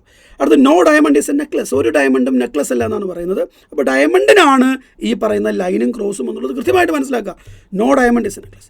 നമ്മൾ രണ്ടാൾക്കാർക്കിടയിൽ നോ കണക്ഷൻ വരയ്ക്കുമ്പോൾ നോക്കുക, ഇങ്ങനെയാണ് നമ്മൾ വരയ്ക്കുക അല്ലേ. അല്ലാതെ ജസ്റ്റ് സെക്കൻഡ്, അല്ലാതെ നമ്മളിങ്ങനെ വരയ്ക്കുമോ? ഇങ്ങനെ വരയ്ക്കുമോ? അല്ലെങ്കിൽ ഏതെങ്കിലും ഒന്നിലാണെങ്കിലും അറ്റ്ലീസ്റ്റ് ഇങ്ങനെയെങ്കിലും വരയ്ക്കുമോ? ഇല്ല. ഇത് കുറച്ച് ഭാഗത്തിനെയാണ് നമ്മൾ പോയിന്റ് ചെയ്യുന്നത് അല്ലേ. മൊത്തമായിട്ടാണെങ്കിൽ ഈ രീതിയിൽ വേണം നമ്മൾ കാണാൻ. ഇത് കൃത്യമായിട്ട് ഓർത്ത് വയ്ക്കുക. ഇനി നമ്മൾ നമ്മുടെ കൺക്ലൂഷനിലോട്ട് വരികയാണ്. Some stones are diamond. എസും ഡിയും തമ്മിൽ കുറച്ച് ഭാഗം കണക്ഷൻ ഉണ്ടോ? എസും ഡിയും തമ്മിൽ കുറച്ച് ഭാഗം കണക്ഷൻ ഉണ്ടല്ലോ. വളരെ ക്ലിയർ ആയിട്ട് കാണുന്ന കാര്യമാണ്. ശരിയാണ്. രണ്ടാമത്തെ no stone is a necklace. ഇവിടെ ഡിക്കും എന്നിനുമാണ് ലൈനും ക്രോസും അല്ലേ. ഇവിടെ ഈ രീതിയിൽ ഡയറക്റ്റായിട്ട് ഇങ്ങനെയാണ് ലൈനും ക്രോസും എങ്കിൽ സ്റ്റോണും നെക്ലസും നോ കണക്ഷൻ ആണെന്ന് പറയായിരുന്നു. പക്ഷേ ഈ ലൈന് അകത്തുള്ള സാധനത്തിനാണ് എന്ന് പറയുമ്പോൾ സ്റ്റോണിൻ്റെ കുറച്ച് ഭാഗത്തിന് മാത്രമാണ് ഈ പറയുന്ന ലൈനും ക്രോസും വരുന്നുള്ളൂ. അപ്പോൾ നമുക്ക് മൊത്തമായിട്ട് ഇത് പറയാൻ പറ്റുമോ? ഒരിക്കലും പറയാൻ പറ്റില്ല. ഇത് തെറ്റാണ്. Which means option B only conclusion one follows ആണ് നമ്മുടെ ശരി ഉത്തരം വരുന്നത് അല്ലേ. പെർഫെക്റ്റ്. അടുത്ത ചോദ്യത്തിലോട്ട് പോവാം. റൈറ്റ്. അടുത്ത നോക്കുക. സം ഷെയ്ഡ് ആർ റൂഫ് എന്നാണ് പറയുന്നത്. നോക്കുക. സം ഷെയ്ഡ് അല്ലേ. സം ഷെയ്ഡ് ആർ റൂഫ് എന്നാണ് പറയുന്നത്. എസിൻ്റെ കുറച്ച് ഭാഗം ആറാണ്. അടുത്ത എല്ലാ സീലിങ്ങും റൂഫിനകത്ത് വരയ്ക്കണം എന്നാണ് പറയുന്നത്. എല്ലാ സീലിങ്ങും ഇതാ ഈ രീതിയിൽ ഞാൻ റൂഫിനകത്ത് വരച്ചു. ഇനി നോക്കുക, സം ഷെയ്ഡ് ആർ സീലിംഗ്. എസും സിയും തമ്മിൽ കണക്ഷൻ ഉണ്ടോ? ഇല്ലല്ലോ, തെറ്റ്. എല്ലാ റൂഫും സീലിങ്ങിനകത്താണോ? ഇല്ലല്ലോ, തെറ്റ്. സ്വാഭാവികമായിട്ട് രണ്ടും തെറ്റ്. Option A neither conclusion 1 nor 2 follows ആണ് ഇവിടെ ശരി ഉത്തരം വരുന്നത്, അല്ലേ? രണ്ടും തെറ്റാണ് എന്നുള്ളതാണ് നമ്മുടെ കറക്റ്റ് ആൻസർ ആവുന്നത്. അപ്പോൾ പ്രധാനപ്പെട്ട കുറച്ച് ചോദ്യങ്ങളായിരുന്നു കഴിഞ്ഞ തവണ ചോദിച്ച ഒരുപാട് ചോദ്യങ്ങളിലെ നല്ല കുറച്ച് ചോദ്യങ്ങളാണ് നമ്മളിപ്പോൾ ഡിസ്കസ് ചെയ്തത്. പിന്നീട് ഞാൻ കേട്ടിട്ടുള്ള കമൻറ്റ്, അല്ലെങ്കിൽ ഈ പറയുന്ന പോലെ നിങ്ങൾക്ക് വേണമെന്ന് പറഞ്ഞ ടോപ്പിക്ക് ബ്ലഡ് റിലേഷൻ ആണ്. അപ്പോൾ നമുക്ക് അത് സോൾവ് ചെയ്യാം. അപ്പോൾ അതും കൃത്യമായിട്ട് ഇപ്പോൾ കോഡാണ് കൂടുതൽ ചോദിച്ചിരിക്കുന്നത്, അപ്പോൾ അല്ലാത്ത നമ്മൾ എടുത്തിട്ടുണ്ട്. നമുക്ക് നോക്കാം. ഒരു കാരണവശാലും നിങ്ങളൊരു ചോദ്യത്തിൽ ഇതൊന്നും ആദ്യമേ കയറി വായിക്കേണ്ട ആവശ്യമില്ല, അല്ലേ? നമ്മൾ ഫോക്കസ് ചെയ്യേണ്ട കാര്യം എന്താണ് ചോദ്യം? How is T related to P എന്ന് പറയുമ്പോൾ ടിയും പിയും എവിടെയാണ് നോക്കുക. രണ്ടും അറ്റത്താണെങ്കിൽ നിവൃത്തിയില്ല, മൊത്തം വരയ്ക്കണം, അല്ലെങ്കിൽ ആ കുഞ്ഞു പോർഷൻ മാത്രം നമ്മൾ എടുത്താൽ മതി. ഈ ചോദ്യത്തിൽ ടിയും സിയും ആണെങ്കിൽ ഇത്ര മാത്രം നമ്മൾ എടുത്താൽ മതിയല്ലോ. അപ്പോൾ അത് ചോദ്യം മനസ്സിലാക്കുക എന്നുള്ളതാണ് ആദ്യം ചെയ്യേണ്ടത്.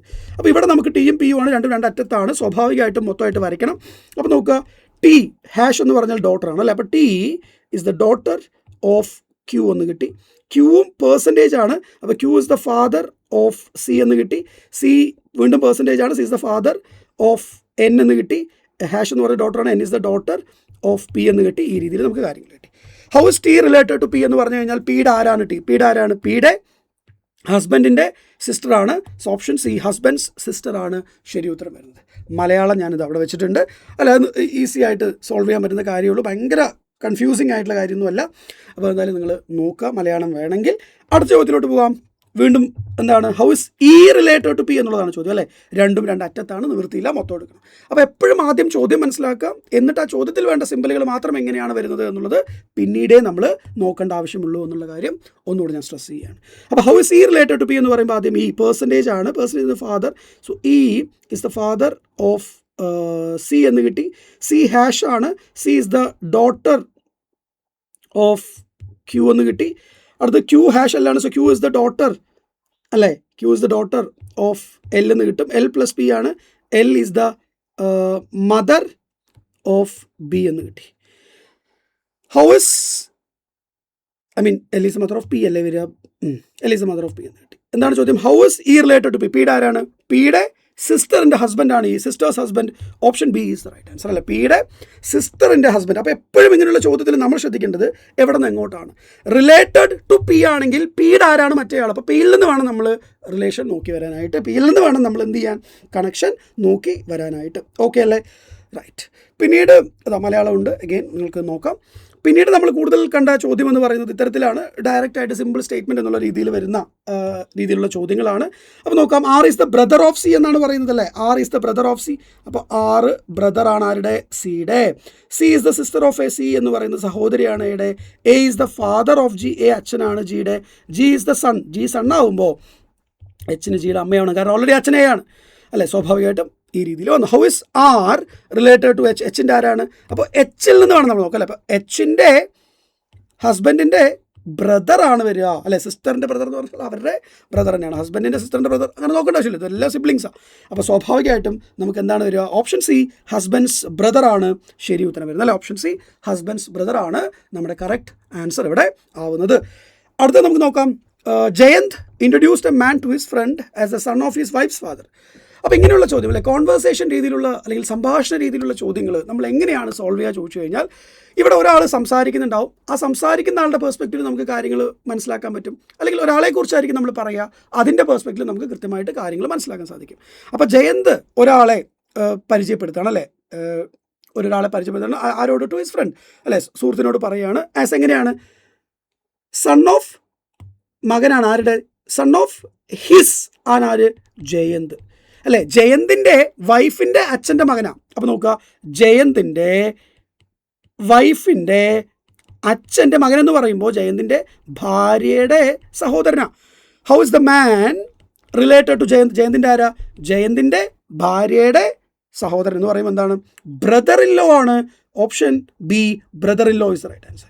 ആണോ അല്ലയോ? Option B brother in law ആണ് കറക്റ്റ് ആൻസർ. സോ വളരെ എളുപ്പത്തിൽ ചെയ്യാൻ പറ്റുന്നേ ഉള്ളൂ. നമ്മൾ ചോദ്യം കൃത്യമായിട്ട് മനസ്സിലാക്കാതിരിക്കുമ്പോഴാണ് ഇവിടെ പ്രശ്നങ്ങൾ വരുന്നുള്ളൂ. അപ്പോൾ ചോദ്യം മനസ്സിലാക്കുക, എവിടെ നിന്ന് എങ്ങോട്ടാണ്, ഏത് രീതിയിലാണ് കണക്ഷൻ വരുന്നത്, അത് കൃത്യമായിട്ട് നമ്മൾ മനസ്സിലാക്കി കഴിഞ്ഞാൽ വളരെ എളുപ്പത്തിൽ ചെയ്യാൻ പറ്റുന്ന കാര്യമേ ഉള്ളൂ ഇങ്ങനെയുള്ള ചോദ്യങ്ങൾ. ഓക്കെ അല്ലേ? വന്നു കഴിഞ്ഞാൽ റൈറ്റ്. പിന്നീട് എനിക്ക് ഒരുപാട് പേര് റിക്വസ്റ്റ് ചെയ്ത ടോപ്പിക് എന്ന് പറയുന്നത് നമ്മുടെ ഇന്നിക്വാലിറ്റിയാണ്. ഇന്നിക്വാലിറ്റി ചെയ്യണമെന്ന് പറഞ്ഞിട്ടുണ്ടായിരുന്നു. അപ്പോൾ അതിൽ നിന്ന് ഞാൻ പ്രധാനപ്പെട്ട കുറച്ച് ചോദ്യങ്ങൾ എടുത്തിട്ടുണ്ട്. അപ്പോൾ ഇന്നിക്വാലിറ്റിയിലെ ചോദ്യം കൃത്യമായിട്ട് മനസ്സിലാക്കുക എന്നുള്ളതാണ് വീണ്ടും എനിക്ക് പറയാനുള്ളത്. കാരണം ശരിയാണോ കണ്ടുപിടിക്കേണ്ടത് തെറ്റാണോ കണ്ടുപിടിക്കേണ്ടതെന്ന് നമ്മൾ ആദ്യം നോക്കണം.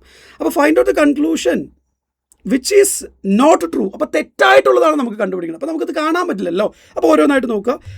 ഇതിപ്പോൾ എന്താണ്, ഡബ്ല്യൂയിൽ നിന്ന് പിയിലോട്ട് പോകണം. നമ്മൾ എങ്ങനെയാണ് പറയുക, ഡബ്ല്യൂയിൽ നിന്ന് പിയിലോട്ട്. ഡബ്ല്യൂയിലല്ലേ പൈപ്പ് ഓപ്പണിംഗ്, പിയിലോട്ട് പോകണം. ഇവിടെയുള്ളത് എന്താണ്, less than or equal to ആണ്, അല്ലെങ്കിൽ greater than or equal to ആണ്. അതായത് നമ്മളിതിന് എന്താ പറയുക, ഫിൽറ്റർ ഉള്ള പൈപ്പ് എന്നാണ് പറയുക. അപ്പോൾ ഫിൽറ്റർ ഉള്ള പൈപ്പ്, അതായത് less than or equal to നോക്കുക. Less than or equal to, greater than or equal to എന്ന് പറഞ്ഞാൽ എന്താ അർത്ഥം, പൈപ്പ് വിത്ത് ഫിൽറ്റർ ആണ്. ഓക്കെ അല്ലേ. പിന്നീട് ലെസ് ദാൻ ഗ്രേറ്റർ ദാൻ എന്ന് പറഞ്ഞാൽ എന്താ അർത്ഥം, പൈപ്പ് വിത്തൗട്ട് ഫിൽറ്റർ അല്ലേ, വിത്തൗട്ട് ഫിൽറ്റർ ആണ്. അത്രേ ഉള്ളൂ. അപ്പോൾ സിമ്പിളായിട്ട് മനസ്സിലാക്കുക, less than or equal to, greater than or equal to പറഞ്ഞാൽ പൈപ്പ് വിത്ത് ഫിൽറ്റർ ആണെങ്കിൽ ലെസ് ദാൻ ഗ്രേറ്റർ ദാൻ എന്ന് പറഞ്ഞാൽ സിംപ്ലി പൈപ്പാണ്. ഇവരെല്ലാവരും വൺ വേ പൈപ്പാണ്, ഒരു ഡയറക്ഷനിൽ മാത്രമേ പോകുന്നുള്ളൂ. ടു വേ പൈപ്പ് ഉള്ളത് നമുക്ക് ആരാണ്, രണ്ട് ഫിൽറ്റർ വരുന്ന ടു വേ പൈപ്പ് എന്ന് പറയുന്നത് ഈക്വൽ ടു മാത്രമാണ്. അപ്പോൾ നമുക്കിവിടെ ശ്രദ്ധിക്കേണ്ട കാര്യം, നമുക്ക് കൺക്ലൂഷനിൽ ഫിൽറ്റർ ഇല്ലാത്ത വൺ വേ ആണെങ്കിൽ പോകാൻ വഴിയുണ്ട് നോക്കുക. അതായത് എല്ലാം ഈ പറയുന്ന പോലെ ഒരേ ഡയറക്ഷനിലാണ് നോക്കുക. അതിനുശേഷം ഒരെണ്ണമെങ്കിലും അതുണ്ടായിരിക്കണം പോകുന്ന വഴിക്ക്. ഫിൽറ്റർ ഉള്ളതാണെങ്കിൽ എല്ലാത്തിലും ഫിൽറ്റർ ഉണ്ടായിരിക്കണം. ടു വേ പൈപ്പ് ആണെങ്കിൽ വരാം, ബിക്കോസ് അതിലും ഫിൽറ്റർ ഉണ്ടല്ലോ. ഇനി ടു വേ പൈപ്പ് ആണെങ്കിൽ ടു വേ പൈപ്പുകൾ മാത്രമേ വരാൻ പാടുള്ളൂ. ഇതാണ് നമ്മുടെ കണ്ടീഷൻ. നമുക്ക് ഇനി ചോദ്യത്തിലോട്ട് അപ്ലൈ ചെയ്യാം. അപ്പോൾ ഒന്നാമത്തെ ഇവിടെ ഡബ്ല്യൂയിൽ നിന്ന് പിയിലോട്ട് പോകാൻ പറ്റുമെന്നാണ് ചോദ്യം. ഡബ്ല്യൂയിൽ നിന്ന് ടി പിയിലോട്ട് പോകാൻ പറ്റില്ല. കാരണം ഡബ്ല്യൂയിൽ നിന്ന് ടി എത്തും, ടു വേ പൈപ്പാണ്, അങ്ങോട്ടും ഇങ്ങോട്ടും പോകാം. ടി എത്തി കഴിഞ്ഞാൽ പൈപ്പ് തിരിഞ്ഞു കിടക്കല്ലേ, ബ്ലോക്കാണ്. നമുക്ക് വേണ്ടത് തെറ്റായിട്ടത് കണ്ടുപിടിക്കാനാണ്. അപ്പോൾ എന്തായാലും ഓപ്ഷൻ ഏത് തന്നെയാണ് ശരി ഉത്തരം. ബാക്കി നമുക്ക് നോക്കേണ്ട ആവശ്യം പോലും വരുന്നില്ല. ബാക്കി നമുക്കിവിടെ നോക്കേണ്ട ആവശ്യം പോലും ആക്ച്വലി എന്താണ് വരുന്നില്ല എന്നുള്ളതാണ് അല്ലേ. അടുത്ത് നോക്കാം, ശരിയായിട്ടുള്ളതാണ് കണ്ടുപിടിക്കുക. ഇവിടെ ശരിയാണ് വേണ്ടത്. അപ്പോൾ നമുക്ക് നോക്കാം, ഇയിൽ നിന്ന് എസ്സിലോട്ട് പോകാൻ വഴിയുണ്ടോ. ഇയിൽ നിന്ന് എസ്സിലോട്ട് പോകാൻ വഴിയുണ്ടോ, ഇയിൽ നിന്ന് 6S. ഇവിടെ നമുക്ക് ഫിൽറ്റർ ഉള്ള പൈപ്പല്ലേ. അപ്പോൾ ഈ പോകുന്ന വഴിക്ക് ഈ പറയുന്ന ഫിൽറ്റർ ഉള്ള പൈപ്പുകൾ ഉണ്ടായിരിക്കണം. അപ്പോൾ ഫിൽറ്റർ ഉണ്ട്, ഇതിലും ഫിൽറ്റർ ഉണ്ട്. അപ്പോൾ ഈക്വൽ ടു വന്നാൽ നമുക്ക് പ്രശ്നമില്ല അല്ലേ. ഫിൽറ്ററുള്ള പൈപ്പ് എന്തായാലും ഉണ്ടല്ലോ, സ്വാഭാവികമായിട്ടും ഇത് ശരിയാണ്. ഒന്നെന്ന് പറയുന്നത് ഇവിടെ അതാ ഓപ്ഷൻ ഡി ആണ് നമ്മുടെ കറക്റ്റ് ആൻസർ ആവുക. ക്ലിയർ അല്ലേ, ഓക്കെ അല്ലേ, പെർഫെക്റ്റ്. അടുത്ത നോക്കാം, വീണ്ടും തന്നു എന്താണ് ട്രൂ തെറ്റ്, ശരിയായിട്ടുള്ളതാണ് കണ്ടുപിടിക്കേണ്ടത്. അപ്പോൾ ഇതാണ് നമ്മുടെ സ്റ്റേറ്റ്മെൻറ്റ്. 4 ഓപ്ഷൻസ് തന്നിട്ടുണ്ട്, ഏതാണ് ശരിയെന്ന് നമ്മൾ നോക്കണം അല്ലേ. സിയിൽ നിന്ന് വിയിലോട്ട് പോകാൻ വഴിയുണ്ടോ, സിയിൽ നിന്ന് വിയിലോട്ട് പോകാൻ വഴിയുണ്ട്. അടുത്ത നമ്മൾ എങ്ങനെ നോക്കുക, എല്ലിൽ നിന്ന് വിയിലോട്ട് പോകാൻ വഴിയുണ്ടോ. എല്ലിൽ ഓപ്പണിങ്ങേ ഇല്ല. അപ്പോൾ എന്തായാലും പിന്നെ എങ്ങനെ പോവുക, പൈപ്പ് ഓപ്പണിങ് എല്ലിൻ്റെ ഭാഗത്തുണ്ടെങ്കിലല്ലേ എല്ലിൽ നിന്ന് പോകാൻ പറ്റുള്ളൂ. അപ്പോൾ എന്തായാലും അത് പോകാൻ പറ്റില്ല, നമുക്ക് അപ്പം തന്നെ തെറ്റാണെന്ന് പറയാം. അടുത്ത സിയിൽ നിന്ന് ബിയിലോട്ട് പോകാൻ പറ്റുക, സിയിൽ നിന്ന് വി എത്തും, പൈപ്പ് തിരിഞ്ഞെടുക്കുകയാണ്, ബിയിൽ എത്തില്ല, തെറ്റാണ്. പിന്നെ ബാക്കി നോക്കേണ്ട കാര്യമില്ല. ബിയിൽ നിന്ന് സെഡിലോട്ട് പോകാൻ പറ്റുമോ, ബിയിൽ നിന്ന് എൻ സെഡ് പോകുന്ന വഴിക്ക് ഒരെണ്ണെങ്കിലും ഉണ്ടോ, ഒരെണ്ണെങ്കിലും ഉണ്ട്, അത് ശരിയാണ്. സെഡിൽ നിന്ന് എല്ലിലോട്ട് പോകാൻ പറ്റുമോ, എല്ലിലോട്ട് പോകാൻ പറ്റുമോ, ഒരെണ്ണെങ്കിലും ഉണ്ടോ, ഉണ്ട്, ശരിയാ. എന്തായാലും സി ശരിയാണ്. ബാക്കി പിന്നീട് നോക്കേണ്ട ആവശ്യം പോലും വരുന്നില്ല എന്നുള്ളതാണ് അല്ലേ. ബാക്കി നമുക്ക് നോക്കേണ്ട ആവശ്യമില്ല. അടുത്ത നമുക്ക് നോക്കാം, പിയിൽ നിന്ന് എയിലോട്ട് പോകാൻ വഴിയുണ്ടോ. പിയിൽ നിന്ന് ജെ എത്തി, ജെ വേറെ ഉണ്ടോ, ജെ ഉണ്ട്, പക്ഷേ എയിലോട്ട് പോകാൻ ഓപ്പണിംഗ് ഇല്ല. ഇനി പിയിൽ നിന്ന് സി പോയിട്ട് വേറെ എവിടെയെങ്കിലും സി ഉണ്ടോ, ഇല്ല. അപ്പോൾ ഒരിക്കലും ഇതില്ല. എയിൽ നിന്ന് ടിയിലോട്ട് പോകാൻ വഴിയുണ്ടോ, എയിൽ നിന്ന് നമുക്ക് ജെ എത്തും, എം എത്തും, ക്യൂ എത്തും, വേറെ എവിടെയെങ്കിലും ഉണ്ടോ, ക്യൂവിൽ നിന്ന് ടി യു എത്തും. അപ്പോൾ സ്വാഭാവികമായിട്ടും ഇവിടെ രണ്ടാമത്തെ ശരിയാണ് അല്ലേ. നോക്കുക, എയിൽ നിന്ന് ജെ എം ക്യൂ ടി പോകുന്ന വഴിക്ക് ഒരെണ്ണമല്ല, 2 ഉണ്ട്, അല്ല 3 ഉണ്ട്. അപ്പോൾ സ്വാഭാവികമായിട്ട് അത് ശരിയാണ്. ബാക്കി പിന്നെ നോക്കേണ്ട കാര്യമുണ്ടോ, ഇല്ല. ഇത് നോക്കണ്ട, ഇത് നോക്കണ്ട അല്ലേ. കിട്ടിക്കഴിഞ്ഞാൽ പിന്നീട് നമ്മൾ വെറുതെ സമയം കളയേണ്ട ആവശ്യമില്ല, ബാക്കി കാര്യങ്ങൾ നോക്കിയിട്ട്. സെഡിൽ നിന്ന് ബിയിലോട്ട് എത്താനുള്ള വഴിയുണ്ടോ നമ്മൾ നോക്കണം. സെഡിൽ നിന്ന് ഈ വഴി പോകാൻ പറ്റില്ല, എക്സ് വഴിയേ പോകാൻ പറ്റുള്ളൂ, പക്ഷേ വേറെ എവിടെ എക്സ് ഇല്ല ബിയിലോട്ട് എത്താൻ. അപ്പോൾ എന്തായാലും ഇത് തെറ്റാണ് അല്ലേ. എയിൽ നിന്ന് എക്സിലോട്ട് പോകാൻ വഴിയുണ്ടോ, എയിൽ നിന്ന് ബി എം, പിന്നെ എം വഴി സെഡ് എക്സ്. നോക്കുക, എയിൽ നിന്ന് ബി, ശ്രദ്ധിക്കുക, എയിൽ നിന്ന് ബി, ബി എം, എം വേറെ എവിടെയുണ്ട്, സെഡ് എക്സ്. പോകുന്ന വഴിക്ക് ഒരെണ്ണമല്ല, കുറേ എണ്ണം ഉണ്ട്. അപ്പോൾ സ്വാഭാവികമായിട്ടും നമുക്ക് എന്ത് വരും അല്ലേ, എയിൽ നിന്ന് എക്സ് എന്ന് പറയുന്നത് ഇവിടെ ശരിയായിട്ടുള്ള കാര്യമാണ്. ബാക്കി കാര്യങ്ങൾ നോക്കേണ്ട ആവശ്യം ആക്ച്വലി ഇല്ല. എ ബി എം, എം വഴി സെഡ് എക്സ് എന്നത് കൃത്യമായിട്ട് കാണുന്നുണ്ട് അല്ലേ. യെസ്. പിന്നീട് എനിക്ക് ഒരുപാട് റിക്വസ്റ്റ് വന്ന ടോപ്പിക് എന്ന് പറയുന്നത് സീറ്റിംഗ് അറേഞ്ച്മെൻറ്റ് അല്ലെങ്കിൽ പസിൽ എന്ന തരത്തിലുള്ള ചോദ്യങ്ങളാണ്. അപ്പോൾ നമുക്ക് എന്ത് ചെയ്യാം, അത്തരത്തിലുള്ള ചോദ്യങ്ങൾ ഇപ്പോൾ സോൾവ് ചെയ്യാം. റൈറ്റ്. അപ്പോൾ നോക്കുക, A B C R S T and U are sitting around a circular table facing the centre of the table അല്ലേ. മൊത്തം എത്ര പേരാണ്, 7 ആൾക്കാർ അല്ലേ. 1 2 3 4 5 6 7 ആൾക്കാരുണ്ട്. അപ്പോൾ നമുക്ക് എങ്ങനെയാണിത് കൃത്യമായിട്ട് സോൾവ് ചെയ്യാൻ നോക്കാം. അപ്പോൾ 7 പേരുണ്ട്, ഒരു സർക്കിൾ വരച്ചു, 7 ആൾക്കാരാണ്, സെൻറ്ററിലോട്ടാണ് 1 2 3 4 5 6 അല്ലേ? 7 പേരുണ്ട്. എല്ലാ ആൾക്കാരും ഈ കാണുന്നത് പോലെ സെൻറ്ററിലോട്ട് നോക്കി നിൽക്കുകയാണ്, അല്ലേ? എല്ലാ ആൾക്കാരും ഈ കാണുന്ന പോലെ സെൻറ്ററിലോട്ട് നോക്കി നിൽക്കുകയാണ്. ഇനി നമ്മൾ എന്ത് ചെയ്യണം? ഓരോ പോയിന്റുകളായിട്ട് വായിക്കുക. വളരെ ഡെഫിനറ്റ് ആയിട്ടുള്ള കൃത്യമായിട്ടുള്ള പോയിന്റുകൾ നമ്മൾ എഴുതുന്നു, അല്ലെങ്കിൽ സൈഡിലോട്ട് നിർബന്ധമായിട്ട് നമ്മൾ മാറ്റി വയ്ക്കണം. അപ്പോൾ നമ്മൾ ആദ്യത്തെ പോയിന്റ് എടുക്കുകയാണ്. Only 1 person sits between S and T when counted from the left of T എന്നാണ് പറയുന്നത്. അതായത് ടിയുടെ ലെഫ്റ്റ് നിന്ന് കൗണ്ട് ചെയ്യുമ്പോൾ ടിക്കും എസിനും ഇടയിൽ ഒരാളാണ്, അല്ലേ? Only 1 person sits between S and T when counted from the left of T. അപ്പോൾ ഞാനിവിടെ ടി വെക്കുകയാണ്. അപ്പോൾ ടീൻ്റെ ലെഫ്റ്റ് നിന്ന് കൗണ്ട് ചെയ്യുമ്പോൾ നമുക്കറിയാം, എല്ലാവരും സെൻറ്ററിലോട്ട് പോകുമ്പോൾ ലെഫ്റ്റ് റൈറ്റ് എങ്ങനെയാണെന്ന് അറിയാം. അപ്പോൾ ടിയുടെ ലെഫ്റ്റ് നിന്ന് കൗണ്ട് ചെയ്യുമ്പോൾ ടിക്കും എസിനും ഇടയിൽ ഒരാളാണ്. കൃത്യമായിട്ട് എസിനെ മാർക്ക് ചെയ്തു. R sits third to the right of A. ആറ് എയുടെ റൈറ്റിൽ മൂന്നാമതായിട്ടാണ്, അല്ലേ? R sits third to the right of A എന്നാണ് പറയുന്നത്. ഇവിടെ ആറും എ ഒന്നും എവിടെ വയ്ക്കണം നമുക്കറിയില്ല, കാരണം ഇല്ലല്ലോ. അപ്പോൾ നമ്മൾ സ്വാഭാവികമായിട്ട് എന്ത് ചെയ്യാണ്?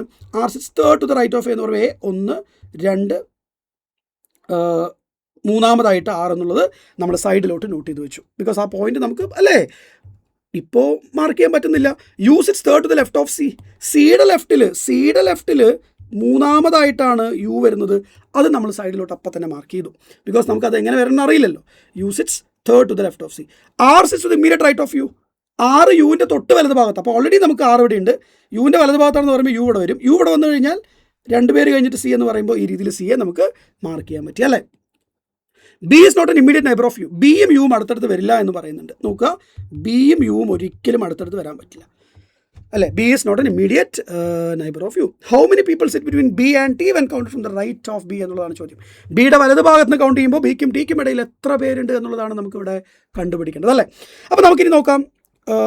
ഇതെന്തായാലും നമ്മൾ സോൾവ് ചെയ്തു. ഇതിവിടെ വന്നു. ഇനി ഇതിൻ്റെ അടിസ്ഥാനത്തിൽ നമുക്ക് എവിടെ എ വെച്ച് കഴിഞ്ഞാൽ ബാക്കിയുള്ള ആൾക്കാർക്ക് സ്ഥലമുണ്ടോ? അപ്പോൾ ഇവിടെ ബിയും യുവും അടുത്ത് വരാൻ പറ്റില്ല എന്നുള്ളത് ഏറ്റവും പ്രധാനപ്പെട്ട ഒരു പോയിന്റാണ്, അല്ലേ? അപ്പോൾ നമുക്ക് വേണമെങ്കിൽ നോക്കാം. എ ഇവിടെ വെക്കാം, എ ഇവിടെ വെക്കാം, എ ഇവിടെ വെക്കാം, എ ഇവിടെ വെക്കാം. ഇത്രയും പോസിബിലിറ്റി നമുക്ക് നോക്കാം. ഇതെല്ലാം ഉണ്ടെങ്കിൽ കൂടെ ഏതെങ്കിലുമൊക്കെ ഒന്നേ വരുള്ളൂ ആയിരിക്കും, അല്ലേ? കാരണം വേറെ നമുക്ക് പോയിന്റ്സും ഇല്ലല്ലോ. അപ്പോൾ ഞാനിപ്പോൾ തൽക്കാലം യുവിന് ഇവിടെ വെച്ചു എന്ന് വിചാരിക്കുക. യു ഇവിടെ വെച്ച് കഴിഞ്ഞാൽ ഒരാൾ കഴിഞ്ഞിട്ട് യു, ദെൻ 6, ഒരാൾ കഴിഞ്ഞിട്ട് സി എന്നുള്ള രീതിയിൽ വരും. അപ്പോൾ ബാക്കിയുള്ളവിടെ ബി ഇരിക്കേണ്ടി വരും. പക്ഷേ യുവും ബിയും അടുത്തിരിക്കാൻ പറ്റില്ല എന്ന് വളരെ വളരെ ക്ലിയർ ആയിട്ട് അവർ പറഞ്ഞതാണ്. അപ്പോൾ ഒരിക്കലും ഇങ്ങനെ അറേഞ്ച് ചെയ്യാൻ നമുക്ക് പാടില്ല. പിന്നീട് നമുക്ക് പോസിബിളായിട്ട് വരുന്നത് ഞാൻ ഇവിടെ വെക്കുകയാണ്. ഇവിടെ വെച്ച് കഴിഞ്ഞാൽ ഒരാൾ കഴിഞ്ഞിട്ട് യു, അടുത്തത് 6 ആയിരിക്കണം സി. ഒരിക്കലും അത് പോസിബിൾ അല്ല. പിന്നീട് ഇവിടെ വെച്ച് കഴിഞ്ഞാൽ ഒരാൾ കഴിഞ്ഞാൽ യു, ഒരിക്കലും പോസിബിൾ അല്ല. ഇവിടെ വെച്ച് കഴിഞ്ഞാൽ ഒരാൾ കഴിഞ്ഞാൽ യു, ആർ പോസിബിൾ അല്ല. പിന്നെ യു ഇവിടെ വെച്ച് കഴിഞ്ഞാൽ ഒരാൾ കഴിഞ്ഞാൽ എ ഇവിടെ വെച്ച് കഴിഞ്ഞാൽ നോക്കുക, അത് എഴുതുക, കാരണം വേറെ ഒന്നുമില്ല, എല്ലാം നമ്മൾ നോക്കിയല്ലോ. എ ഇവിടെ വെച്ച് കഴിഞ്ഞാൽ ഒരാൾ കഴിഞ്ഞാൽ യു, ദെൻ ആർ, ഒരാൾ കഴിഞ്ഞാൽ സി. ബാക്കിയുള്ളവിടെ സ്വാഭാവികമായിട്ട് നമുക്ക് ബി എ പ്ലേസ് ചെയ്യാൻ പറ്റി, അല്ലേ? ബാക്കിയുള്ളവിടെ നമുക്ക് സ്വാഭാവികമായിട്ട് ബി എ പ്ലേസ് ചെയ്യാൻ പറ്റി. എന്താണ് ചോദ്യം? How many people sit between B and T when counted from the right of B. ബിയുടെ വലത് ഭാഗത്ത് നിന്ന് കൗണ്ട് ചെയ്യുമ്പോൾ ബിക്കും ടിക്കും ഇടയിൽ എത്ര പേരുണ്ട് എന്നുള്ളതാണ് ചോദ്യം, അല്ലേ? ബിക്കും ടിക്കും ഇടയിൽ എത്ര പേരുണ്ട് എന്നുള്ളതാണ് ചോദ്യം. അപ്പോൾ ബിയുടെ റൈറ്റ് സൈഡിൽ നിന്ന് കൗണ്ട് ചെയ്യുമ്പോൾ ബിക്കും ടിക്കും ഇടയിൽ 3 ആൾക്കാരാണുള്ളത്. Option C 3 is the right answer. Option C 3 നമ്മുടെ ശരി ഉത്തരം വരുന്നത്. ആണോ അല്ലയോ? ഇത്രയേ ഉള്ളൂ പരിപാടി. ഇത് അത്യാവശ്യം സ്റ്റാൻഡേർഡ് ആയിട്ടുള്ളൊരു ചോദ്യമാണ്. അപ്പോൾ ഇത്തരത്തിലുള്ള ചോദ്യങ്ങളൊക്കെ കഴിഞ്ഞാണ് ചോദിച്ചിട്ടുണ്ട്. വളരെ എളുപ്പത്തിൽ നമുക്ക് ചെയ്യാൻ പറ്റുന്ന കാര്യങ്ങളെ ആക്ച്വലി ഇവിടെ ഉള്ളൂ എന്നുള്ള കാര്യം മനസ്സിലാക്കാം. അവിടെ നോക്കുക, A B C E F P and Q, അല്ലേ? അപ്പോൾ 1 2 3 4 5 6 7 ആൾക്കാർ sitting around circular table facing the centre. അപ്പോൾ എപ്പോഴും എത്ര പേരുണ്ട്, എങ്ങോട്ട് നോക്കുന്നു എന്ന് കൃത്യമായിട്ട് മനസ്സിലാക്കുക. അപ്പോൾ ഇവിടെ നമുക്കത് കൃത്യമായിട്ട് മനസ്സിലായിട്ടുണ്ട്. അപ്പോൾ 1 2 3 4 5 6 7 ആൾക്കാരുണ്ട്. എല്ലാ ആൾക്കാരും ഈ പറയുന്നത് പോലെ സെൻറ്ററിലോട്ടാണ് നോക്കുന്നത്, അല്ലേ? ഇനി നമ്മൾ ഓരോ പോയിന്റുകളായിട്ട് എടുക്കുക എന്നുള്ളതാണ് ചെയ്യാനുള്ളത്. അപ്പോൾ നോക്കുക, F sits third to the left of C. അപ്പോൾ ഞാൻ എവിടെയാണോ സി വയ്ക്കുന്നത്, സിയുടെ ലെഫ്റ്റിൽ 1 2 മൂന്നാമതായിട്ട് എഫ് എന്നുള്ള കാര്യത്തിന് തർക്കമൊന്നുമില്ല, അല്ലേ? Okay. Only 1 person sits between C and P when counted from the left of P. പിയുടെ ലെഫ്റ്റ് നിന്ന് കൗണ്ട് ചെയ്യുമ്പോൾ പിക്കും സിക്കും ഇടയിൽ ഒരാളെന്നാണ് പറഞ്ഞത്, അല്ലേ? ഓൾറെഡി സി ഉണ്ടല്ലോ. അപ്പോൾ പി ഇവിടെ വരണം. പിയുടെ ലെഫ്റ്റിൽ നിന്ന് കൗണ്ട് ചെയ്യുമ്പോൾ പിക്കും സിക്കും ഇടയിൽ ഒരാളെന്ന് പറയുമ്പോൾ സിമ്പിളായിട്ട് നമുക്ക് ആ രീതിയിൽ പറയാം, അല്ലേ? Okay, right. അപ്പോൾ നമുക്ക് ആ പോയിന്റ് കഴിഞ്ഞു. ഇനി അടുത്ത് only 2 people sit between B and E when counted from the right of E. ഈയുടെ വലത് ഭാഗത്ത് നിന്ന് കൗണ്ട് ചെയ്യുമ്പോൾ ഇക്കും ബിക്കും ഇടയിൽ എത്ര പേരാണ്? 2 പേരാണെന്നാണ് പറയുന്നത്. അപ്പോൾ ഈ രീതിയിൽ നമ്മൾ മാർക്ക് ചെയ്തു. അടുത്ത A is N immediate neighbour of B. എയും ബിയും അടുത്തടുത്ത് വരണം എന്നുള്ളതാണ്, അല്ലേ? എയും ബിയും അടുത്തടുത്ത്, അത് ലെഫ്റ്റ് ലാവോ റൈറ്റ് ലാവോ അതാ നമുക്കറിയില്ല, പക്ഷേ എയും ബിയും അടുത്ത് വരണം നിർബന്ധമായിട്ടും. അപ്പോൾ നമുക്കിനി ബാക്കിയുള്ള അവിടെ ഒരു പ്ലേസ് ചെയ്യാൻ നിവൃത്തിയുള്ളൂ. അപ്പോൾ ഈ ഞാനിപ്പോൾ ഇവിടെ വയ്ക്കാമെന്ന് വിചാരിക്കുക, അല്ലേ? ഇവിടെ ഈ വരാം 4 പോസിബിലിറ്റീസ് ആണുള്ളത്. പക്ഷേ ഏതെങ്കിലും ഒന്നേ വാലിഡായിട്ട് വരുള്ളൂ എന്തായാലും. അപ്പോൾ ഞാനിവിടെ ഈ വെച്ച് കഴിഞ്ഞാൽ 2 പേര് കഴിഞ്ഞാൽ ബി വരുമോ? ഇല്ല. ഇവിടെ ഈ വെച്ച് കഴിഞ്ഞാൽ 2 പേര് കഴിഞ്ഞാൽ ബി വരുമോ? ബി വരും. ബി വന്നു കഴിഞ്ഞാൽ എക്ക് ഇരിക്കാനുള്ള സ്ഥലമുണ്ട്. ഇവിടെ ഈ വെച്ച് കഴിഞ്ഞാൽ 2 പേര് കഴിഞ്ഞാൽ ബി, പക്ഷേ എക്കും ബിക്കും അടുത്തടുത്തിരിക്കണം. ഇവിടെ ഈ വെച്ച് കഴിഞ്ഞാൽ 2 പേര് കഴിഞ്ഞാൽ ബി ഒരിക്കലും പോസിബിൾ അല്ല. അപ്പോൾ ഒറ്റ പോസിബിലിറ്റി നമുക്കുള്ളൂ, ഇവിടെ ഈ വെച്ച് കഴിഞ്ഞാൽ 2 പേര് കഴിഞ്ഞാൽ ബി, പിന്നീട് ബാക്കിയുള്ളവിടെ എ എന്നുള്ള രീതിയിൽ നമുക്ക് അറേഞ്ച് ചെയ്യാൻ പറ്റുള്ളൂ. അല്ലേ? നോക്കുക, who sits to the immediate left and right of Q എന്നുള്ളതാണ്. ബാക്കിയുള്ളവിടെ ക്യൂ ആണ്. അപ്പോൾ ക്യൂവിൻ്റെ ലെഫ്റ്റിലും റൈറ്റിലും ഇവിടെ വളരെ ക്ലിയർ ആയിട്ട് യഥാക്രമം റെസ്പെക്റ്റീവ്ലി എന്ന് പറയുന്നുണ്ട്. അപ്പോൾ ആദ്യം ലെഫ്റ്റ് പിന്നീട് റൈറ്റ് എന്നുള്ള രീതിയിൽ തന്നെ നമ്മൾ പോകണം. So option B, C and P. P and C എന്ന് മാർക്ക് ചെയ്തിട്ട് കാര്യമില്ല, കാരണം ലെഫ്റ്റും റൈറ്റും അതേ ഓർഡറിൽ തന്നെ നമുക്ക് ആളെ ചൂസ് ചെയ്യാനാണ് പറയുന്നത്. സോ ഓപ്ഷൻ ബി ആണ് ഇവിടെ എന്ത് വരിക, ശരി ഉത്തരം വരിക എന്നുള്ള കാര്യം കൃത്യമായിട്ട് മനസ്സിലാക്കുക. ഓക്കെ അല്ലേ? റൈറ്റ്. അടുത്ത ചോദ്യം നോക്കാം. 7 boxes are kept one over the other but not necessarily in the same order. അല്ലേ? G is kept immediately above B. അപ്പോൾ നമുക്ക് നോക്കാം എങ്ങനെയാണിത് സോൾവ് ചെയ്യുക. അല്ലേ? 7 ബോക്സുകളാണ് നമുക്കുള്ളത്. 7 ബോക്സുകളാണ് നമുക്കുള്ളത്. 1 2 3 4 5 6 7 ബോക്സുകൾ നമുക്കുണ്ട്. ഇത് നോക്കുക, ആദ്യം അവർ പറയുന്ന കാര്യം എന്താ? C G is kept immediately above B എന്ന് പറഞ്ഞു കഴിഞ്ഞാൽ ബിയുടെ തൊട്ട് മുകളിൽ ജിയെ നമ്മൾ അറേഞ്ച് ചെയ്യണം. അടുത്ത D is kept immediately above F എന്ന് പറഞ്ഞാൽ എഫിൻ്റെ തൊട്ട് മുകളിൽ നമ്മൾ ആരെ അറേഞ്ച് ചെയ്യണം? ഡി എ അറേഞ്ച് ചെയ്യണം. അല്ലേ? അടുത്ത് നോക്കുക, only is kept above A. എയുടെ മുകളിൽ ഈ മാത്രമേ ഉള്ളൂ എന്നാണ് പറയുന്നത്. Only is kept above A എന്ന് പറയുമ്പോൾ എയുടെ മുകളിൽ ഈ മാത്രമേ ഉള്ളൂ. അപ്പോൾ എ ഇവിടെ വരുമ്പോൾ തൊട്ട് മുകളിൽ അല്ലേ? എയുടെ മുകളിൽ, ബാക്കി എല്ലാവരും എയുടെ താഴെയാണ്. അടുത്ത് നോക്കുക, only 2 people boxes R kept above G. ജിയുടെ മുകളിൽ 2 ബോക്സേ ഉള്ളൂ. ഓൾറെഡി എയും ബി ഉണ്ട്. ജിയുടെ മുകളിൽ 2 ഉള്ളൂ എന്ന് പറയുമ്പോൾ ജി ഇവിടെ വരണം. ജിയുടെ മുകളിൽ 2 പേരേ ഉള്ളൂ. ജി കിട്ടിക്കഴിഞ്ഞാൽ തൊട്ട് താഴെ ബി ആണ് നമുക്കറിയാം. അടുത്ത് ഡി എം എഫും അടുപ്പിച്ചാണ് നമുക്കറിയാം. അല്ലേ? ഇമ്മീഡിയറ്റ്ലി എന്നുള്ള വാക്കുണ്ട്, അപ്പോൾ അടുപ്പിച്ചാണ്, ജസ്റ്റ് മുകളിൽ എന്നല്ല പറഞ്ഞത്. D is not kept at 3rd position from the bottom. D ഒരിക്കലും ഇവിടെ വരില്ല, പക്ഷേ ഡി വന്നു കഴിഞ്ഞാൽ താഴെ എഫിനിരിക്കാൻ സ്ഥലവും വേണം. അപ്പോൾ സ്വാഭാവികമായിട്ടും ഡി എഫ് എന്ന് ഇങ്ങനെ അറേഞ്ച് ചെയ്യാനേ പറ്റുള്ളൂ. അല്ലേ? How many box R kept above D എന്നുള്ളതാണ് ചോദ്യം. ഡിയുടെ മുകളിൽ എത്ര പേരുണ്ട് എന്നുള്ളതാണ് ചോദ്യം. ഡിയുടെ ബാക്കിയുള്ള ആളാരാ? സി ആണല്ലേ? ഓക്കെ, അത് നമുക്കിവിടെ ആവശ്യമില്ല. ഡിയുടെ മുകളിൽ എന്തായാലും 1 2 3 4 5 പേരാണ്. Option B 5 is the right answer. Option B 5 ആണ് ഇവിടെ ശരി ഉത്തരം വരുന്നത് എന്നത് കൃത്യമായിട്ട് മനസ്സിലാക്കുക. അടുത്ത ചോദ്യം ഇതാ, 7 boxes are kept one over the other. Okay, വീണ്ടും സെയിം കൈൻഡ് ഓഫ് ചോദ്യമാണ്. അല്ലേ? അപ്പോൾ നമുക്ക് നോക്കാം എങ്ങനെയാണ് സോൾവ് ചെയ്യുക. ഇതാ 7 ബോക്സുകളാണ്. 1 2 3 4 5 6 7 ബോക്സുകൾ. Okay, only 3 boxes kept below L. എല്ലിന് താഴെ 3 ബോക്സേ ഉള്ളൂ എന്ന് പറയുമ്പോൾ സ്വാഭാവികമായിട്ടും എല്ലിന് നമുക്ക് ഇവിടെ വയ്ക്കാം. എല്ലിന് മുകളിലും എല്ലിന് താഴെ 3 ആണ്. അല്ലേ? അടുത്ത് നോക്കാം, only 2 boxes are kept between L and M. എല്ലിനും എമ്മിനും ഇടയിൽ. അപ്പോൾ എല്ലിൻ്റെ മുകളിലാവാം എം, എല്ലിൻ്റെ താഴെയാവാം എം. വേണമെങ്കിൽ 2 കേസാക്കാം. അല്ലേ? അപ്പോൾ ഞാനിപ്പോൾ 2 കേസാക്കാന്ന് വിചാരിക്കുക. ഒന്നില്ലെങ്കിൽ എം ഇവിടെ വരാം, അല്ലെങ്കിൽ എം ഇവിടെ വരാം. അടുത്ത് only Q is kept above S. എസ്സിന് മുകളിൽ ക്യൂ മാത്രമേ ഉള്ളൂ എന്ന് പറയുമ്പോൾ എസ് ഏറ്റവും ടോപ്പിൽ താഴെയായിരിക്കണം, അതിൻ്റെ മുകളിൽ ക്യൂ ഇരിക്കാൻ പറ്റണം. അപ്പോൾ സ്വാഭാവികമായിട്ടും ഇവിടെ എം ഒരിക്കലും വരില്ല, എം താഴെ വരുള്ളൂ. അല്ലേ? അപ്പോൾ നമുക്കിത് മാത്രം എടുക്കാം. Only Q is kept above S. എസ്സിന് മുകളിൽ ക്യൂ മാത്രമേ ഉള്ളൂ എന്ന് പറയുമ്പോൾ ഈ രീതിയിൽ നമുക്ക് അറേഞ്ച് ചെയ്യാൻ പറ്റും. ആണല്ലോ? റൈറ്റ്. ഇനി അടുത്ത് നോക്കുക, R is kept at some place below O. 6 ഓടെ താഴെ എവിടെയോ ആണ്, അതുപോലെ സം പ്ലേസ് എബോ എൻ, എന്നിൻ്റെ മുകളിൽ എവിടെയോ ആണ്. അപ്പോൾ സ്വാഭാവികമായിട്ടും ഒ ആർ എൻ ഈ ഓർഡറിൽ വരണം. ആദ്യം ഒ ആർ എൻ എന്നുള്ള രീതിയിൽ. സോ ഒ ആർ എൻ ഇങ്ങനെ നമുക്ക് അറേഞ്ച് ചെയ്യാം. ചോദ്യം എന്താണ്? Which box is kept at the 2nd position from the bottom. താഴത്തുനിന്ന് രണ്ടാമതാരാണ്? താഴത്തുനിന്ന് രണ്ടാമതായിട്ട് നമുക്ക് കാണുന്നത് എന്നിനെയാണ്. So option A, N is the right answer. Option A, N ആണ് നമ്മുടെ ശരി ഉത്തരം വരുന്നത്. ഓക്കെ അല്ലേ? റൈറ്റ്. അടുത്ത ചോദ്യത്തിലോട്ട് പോയാലോ? And here we go. നോക്കുക, 7 people R S T U V W and X are sitting in a row facing east. അപ്പോൾ നോക്കുക, എല്ലാവരും ഈസ്റ്റിലോട്ട് ഫേസ് ചെയ്യുന്നു എന്ന് പറയുമ്പോൾ ഈ രീതിയിൽ ആൾക്കാരെ അറേഞ്ച് ചെയ്യണമെന്ന് ഒരു നിർബന്ധമില്ല. കാരണം ഈസ്റ്റിലോട്ട് നമ്മൾ പ്ലേസ് ചെയ്യുമ്പോൾ അവർ പറയുന്ന റൈറ്റും ലെഫ്റ്റും ഈസ്റ്റിൻ്റെ രീതിയിലാണ് നമ്മൾ എടുക്കുക. ഇത് ലെഫ്റ്റ്, ഇത് റൈറ്റ്. അപ്പോൾ നമ്മളതിനെ തിരിച്ചിട്ട് എല്ലാവരും നോർത്തിലായിട്ട് എടുത്താൽ മതി. അപ്പോൾ ലെഫ്റ്റും റൈറ്റും ആ രീതിയിൽ നമ്മൾ എടുത്താൽ മതി, വേറെ പ്രശ്നമൊന്നുമില്ല. അപ്പോൾ ഇങ്ങനെ ഈസ്റ്റായിട്ട് ചെയ്യണമെങ്കിൽ ഒരു പ്രശ്നമില്ല, നമുക്ക് ചെയ്യാം. ഇവിടെ അതിൻ്റെ ഒന്നും ആവശ്യമില്ല എന്നുള്ളതാണ്.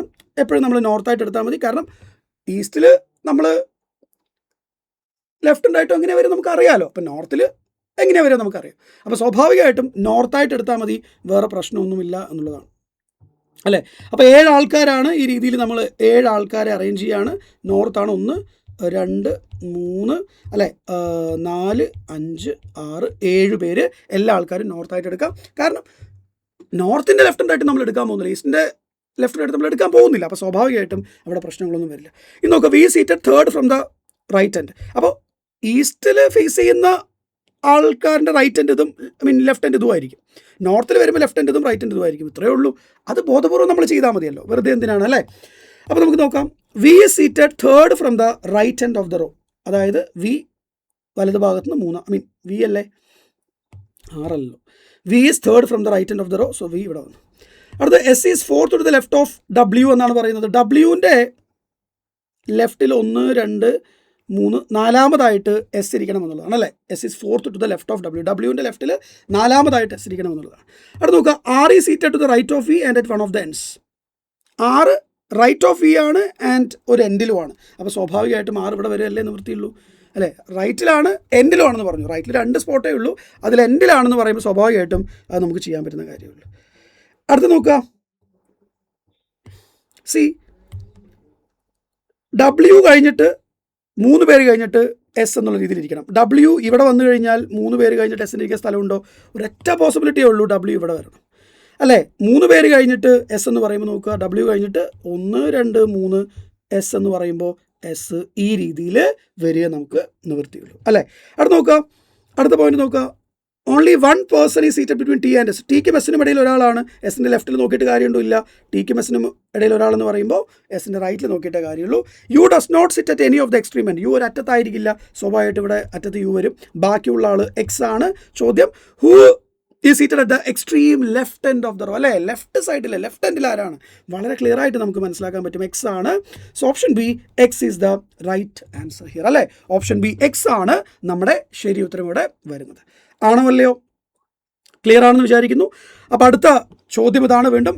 7 people are sitting in a row facing north. ഇവിടെ നോർത്തായിട്ട് തന്നെ വന്നു. അപ്പോൾ ഈസ്റ്റും വെസ്റ്റൊക്കെ തന്നാലും നമ്മൾ നോർത്തായിട്ട് എടുത്താൽ മതി. ബിക്കോസ് നോർത്തിൻ്റെ പെർസ്പെക്റ്റീവിൽ അല്ലെങ്കിൽ സൗത്തിൻ്റെ പെർസ്പെക്റ്റീവിൽ അല്ലെങ്കിൽ ഈസ്റ്റിൻ്റെ പെർസ്പെക്റ്റീവിൽ അല്ലെങ്കിൽ വെസ്റ്റിൻ്റെ പെർസ്പെക്റ്റീവിലാണ് നമ്മൾ ലെഫ്റ്റും റൈറ്റ് കൊടുക്കുക. അപ്പോൾ അത് ബോധപൂർവ്വമല്ലേ നമ്മൾ എടുക്കുന്നുള്ളൂ. അപ്പോൾ അതുകൊണ്ട് അത് പ്രശ്നം വരുന്നില്ല. ഇനി നിങ്ങൾക്ക് ഈസ്റ്റായിട്ട് വരയ്ക്കണം, ഒരു പ്രശ്നമില്ല, ലെഫ്റ്റും റൈറ്റും കൃത്യമായിട്ട് എടുത്താൽ മതി അല്ലേ. ഇങ്ങനെ വരയ്ക്കുമ്പോൾ ലെഫ്റ്റ് എൻഡും റൈറ്റ് എൻഡും ഇത് ലെഫ്റ്റ് എൻഡ് റൈറ്റ് എൻഡ് എന്ന് കൃത്യമായിട്ട് ചെയ്താൽ മതി, വേറെ പ്രശ്നമൊന്നുമില്ല. അപ്പോൾ 7 people are sitting in a row facing north. Okay, നോർത്തിലോട്ട് നോക്കി നിൽക്കുകയാണെന്ന് പറയുന്നുണ്ട്. 7 ആൾക്കാരാണ്. 1, 2, 3, 4, 5, 6, 7 പേര് അല്ലേ. ഓക്കെ, ഇനി നമ്മൾ നോക്കാൻ പോകണം, ഓരോ പോയിന്റുകളായിട്ട് എടുക്കാൻ പോവാണ്. Only 1 person sits to the right of E. ഈയുടെ റൈറ്റിൽ ഒരേ ഒരാളെ ഉള്ളൂ എന്നാണ് പറയുന്നത്. അപ്പോൾ സ്വാഭാവികമായിട്ടും ഈയുടെ റൈറ്റിൽ ഒരാൾക്കുള്ളൊരു സ്പേസ് നമ്മൾ കൊടുത്തു. അടുത്തത്, only 3 people sit between G and D. ജിക്കും ഇക്കും ഇടയിൽ ഈ പറയുന്നത് പോലെ 3 ആൾക്കാരേ ഉള്ളൂ അല്ലേ. Only 1 person sits to the right of E. ഈയുടെ റൈറ്റിൽ ഒരേ ഒരാളേ ഉള്ളൂ. ജിക്കും ഇക്കും ഇടയിൽ 3 ആളെന്ന് പറയുമ്പോൾ സ്വാഭാവികമായിട്ടും ഈയുടെ ലെഫ്റ്റിലോട്ട് നമ്മൾ നോക്കണം. 3 പേര് കഴിഞ്ഞിട്ട് ജി എന്നുള്ള രീതിയിൽ ജിയെ നമുക്കിവിടെ പ്ലേസ് ചെയ്യാൻ സാധിക്കും. അടുത്ത, only 3 people sit between A and D. Neither of whom sits on the left end. അപ്പോൾ എക്കും ഡിക്കും ഇടയിൽ 3 ആളാണെന്ന് പറഞ്ഞേ. എന്നാൽ ഈ 2 പേരും ലെഫ്റ്റ് എൻഡിൽ വരില്ല. അപ്പോൾ ഇവിടെയും ലെഫ്റ്റിൽ വരില്ല എന്ന് പറഞ്ഞാൽ ജി പിന്നെ ഓൾറെഡി ഇല്ലല്ലോ. ഇവിടെ നമുക്ക് എയും ഡിയെയും അറേഞ്ച് ചെയ്യാൻ എന്തേ വഴിയുള്ളൂ?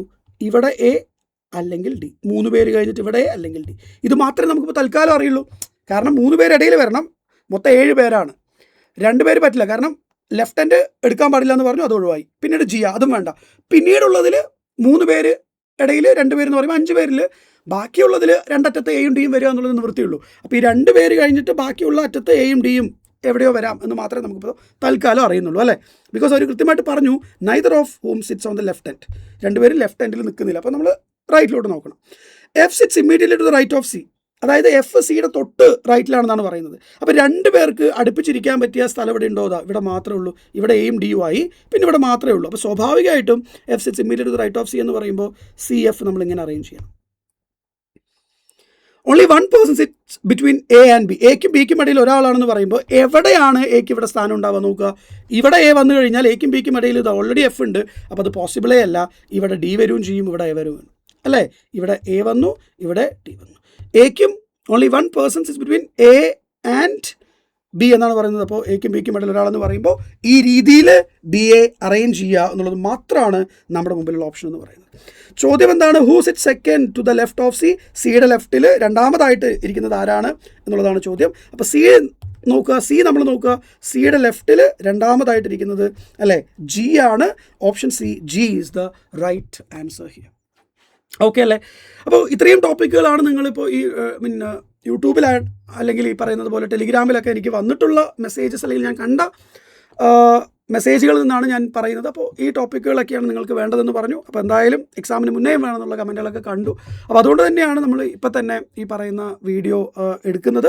അപ്പോൾ എന്തായാലും നിങ്ങൾ എൻജോയ് ചെയ്തു വിചാരിക്കുന്നു, അല്ലെങ്കിൽ കാര്യങ്ങൾ മനസ്സിലായി എന്ന് വിചാരിക്കുന്നു. മനസ്സിലായിട്ടെങ്കിൽ അത് കൃത്യമായിട്ട് നിങ്ങൾക്ക് പറയാൻ മനസ്സിലായി എന്നുള്ളത്, മനസ്സിലായിട്ടില്ലെങ്കിലും നിങ്ങൾക്കത് കൃത്യമായിട്ട് പറയാൻ മനസ്സിലായിട്ടില്ല എന്നുള്ളത്. അപ്പോൾ നമ്മൾ എന്ത് ചെയ്യും, അല്ലേ, വീണ്ടും എന്ത് ചെയ്യും, അപ്ഡേറ്റ് ചെയ്യും. യെസ്, അപ്പോൾ that's all. Before winding up ഒരു കാര്യം കൂടെ പറയാം. നിങ്ങൾ SSC എക്സാംസിന് പ്രിപ്പയർ ചെയ്യാൻ ആഗ്രഹിക്കുന്ന ആൾക്കാരാണെങ്കിൽ, അല്ലേ, നിങ്ങളുടെ ക്വാളിഫിക്കേഷൻ എന്തോ ആയിക്കോട്ടെ, 10th 12th ഡിഗ്രിയോ എന്തോ ആയിക്കോട്ടെ, ബേസ് മുതൽ നിങ്ങളെ ഈ പറയുന്ന പോലെ കൃത്യമായ കാര്യങ്ങൾ പറഞ്ഞു തന്ന് മനസ്സിലാക്കി നിങ്ങളുടെ ലക്ഷ്യത്തിലോട്ട് എത്തിക്കാൻ സഹായിക്കുന്ന സൈലത്തിൻ്റെ ഏറ്റവും പുതിയ ബാച്ചാണ് നമ്മുടെ SSC ഫൗണ്ടേഷൻ ബാച്ച് എന്ന് പറയുന്നത്, അല്ലേ. ഇപ്പോൾ ഒരു പ്രീമിയം ജോബ് ആഗ്രഹിക്കുന്ന ആൾക്കാർ, SSCയിൽ ആഗ്രഹിക്കുന്ന ആൾക്കാർക്ക് ഈ ബാച്ച് എന്തായാലും യൂസ്ഫുൾ ആയിരിക്കും. ഈ ബാച്ചിൻ്റെ കൂടുതൽ ഫീച്ചേഴ്സ് എന്ന് പറയുന്നത് നിങ്ങൾക്കിവിടെ കാണാം. 600+ hours of live and recorded classes, അല്ലേ. അതുപോലെ തന്നെ ഡെയിലി 2 മുതൽ 3 ക്ലാസ്സുകളായിരിക്കും ഉണ്ടായിരിക്കുക. ആഴ്ചയിൽ 5 മുതൽ 6 ദിവസവും ക്ലാസ്സുകൾ ഉണ്ടായിരിക്കും. അപ്പോൾ ക്ലാസ് ജസ്റ്റ് സ്റ്റാർട്ട് ചെയ്തിട്ടുണ്ട്. അപ്പോൾ നിങ്ങൾ ജോയിൻ ചെയ്യാൻ ആഗ്രഹിക്കുന്നുണ്ടെങ്കിൽ ലേറ്റ് ആക്കരുത്, പെട്ടെന്ന് തന്നെ നിങ്ങൾക്ക് ജോയിൻ ചെയ്യാം. ക്ലാസ്സുകളെ കുറിച്ചുള്ള കൂടുതൽ കാര്യങ്ങൾ അറിയാൻ ഈ നമ്പറിൽ കോൺടാക്ട് ചെയ്യാം, അല്ലെങ്കിൽ നിങ്ങൾക്ക് ഇവിടെ കമൻറ്റായിട്ട് പറഞ്ഞാലും മതി. നമ്മുടെ ടീമുകളത് ടീം പ്രോപ്പറായിട്ട് തന്നെ എന്ത് ചെയ്യും, അത് അഡ്രസ്സ് ചെയ്യും. അപ്പോൾ that's all. Thank you so much. ബാക്കിയുള്ള കാര്യങ്ങളൊക്കെ ആയിട്ട് നമുക്കല്ലേ വരുന്ന ക്ലാസ്സുകളിൽ വീണ്ടും കാണാം. Till then take care, keep learning, keep practising. Bye bye, തരാ. Thank you so much. അപ്പോൾ one more important thing, group D exam എഴുതുന്ന എല്ലാവർക്കും ഓൾ ദ ബെസ്റ്റ്. അടിപൊളിയായിട്ട് എഴുതുക, ചില്ലായിട്ട് കൂളായിട്ട് വേണം നമ്മൾ എക്സാമിനെ ഫേസ് ചെയ്യാൻ. നമ്മൾ ഓൾറെഡി ചെയ്യേണ്ട കാര്യങ്ങൾ എഫേർട്ട് ഇട്ടിട്ടുണ്ട്. ഇനി അതിനെക്കുറിച്ച് നമ്മൾ വറീഡ് ആവരുത്. പോസിറ്റീവായിട്ട് നിങ്ങൾ എന്ത് ചെയ്യണം, എക്സാമുകൾ എഴുതണം. All the very best. Thank you so much.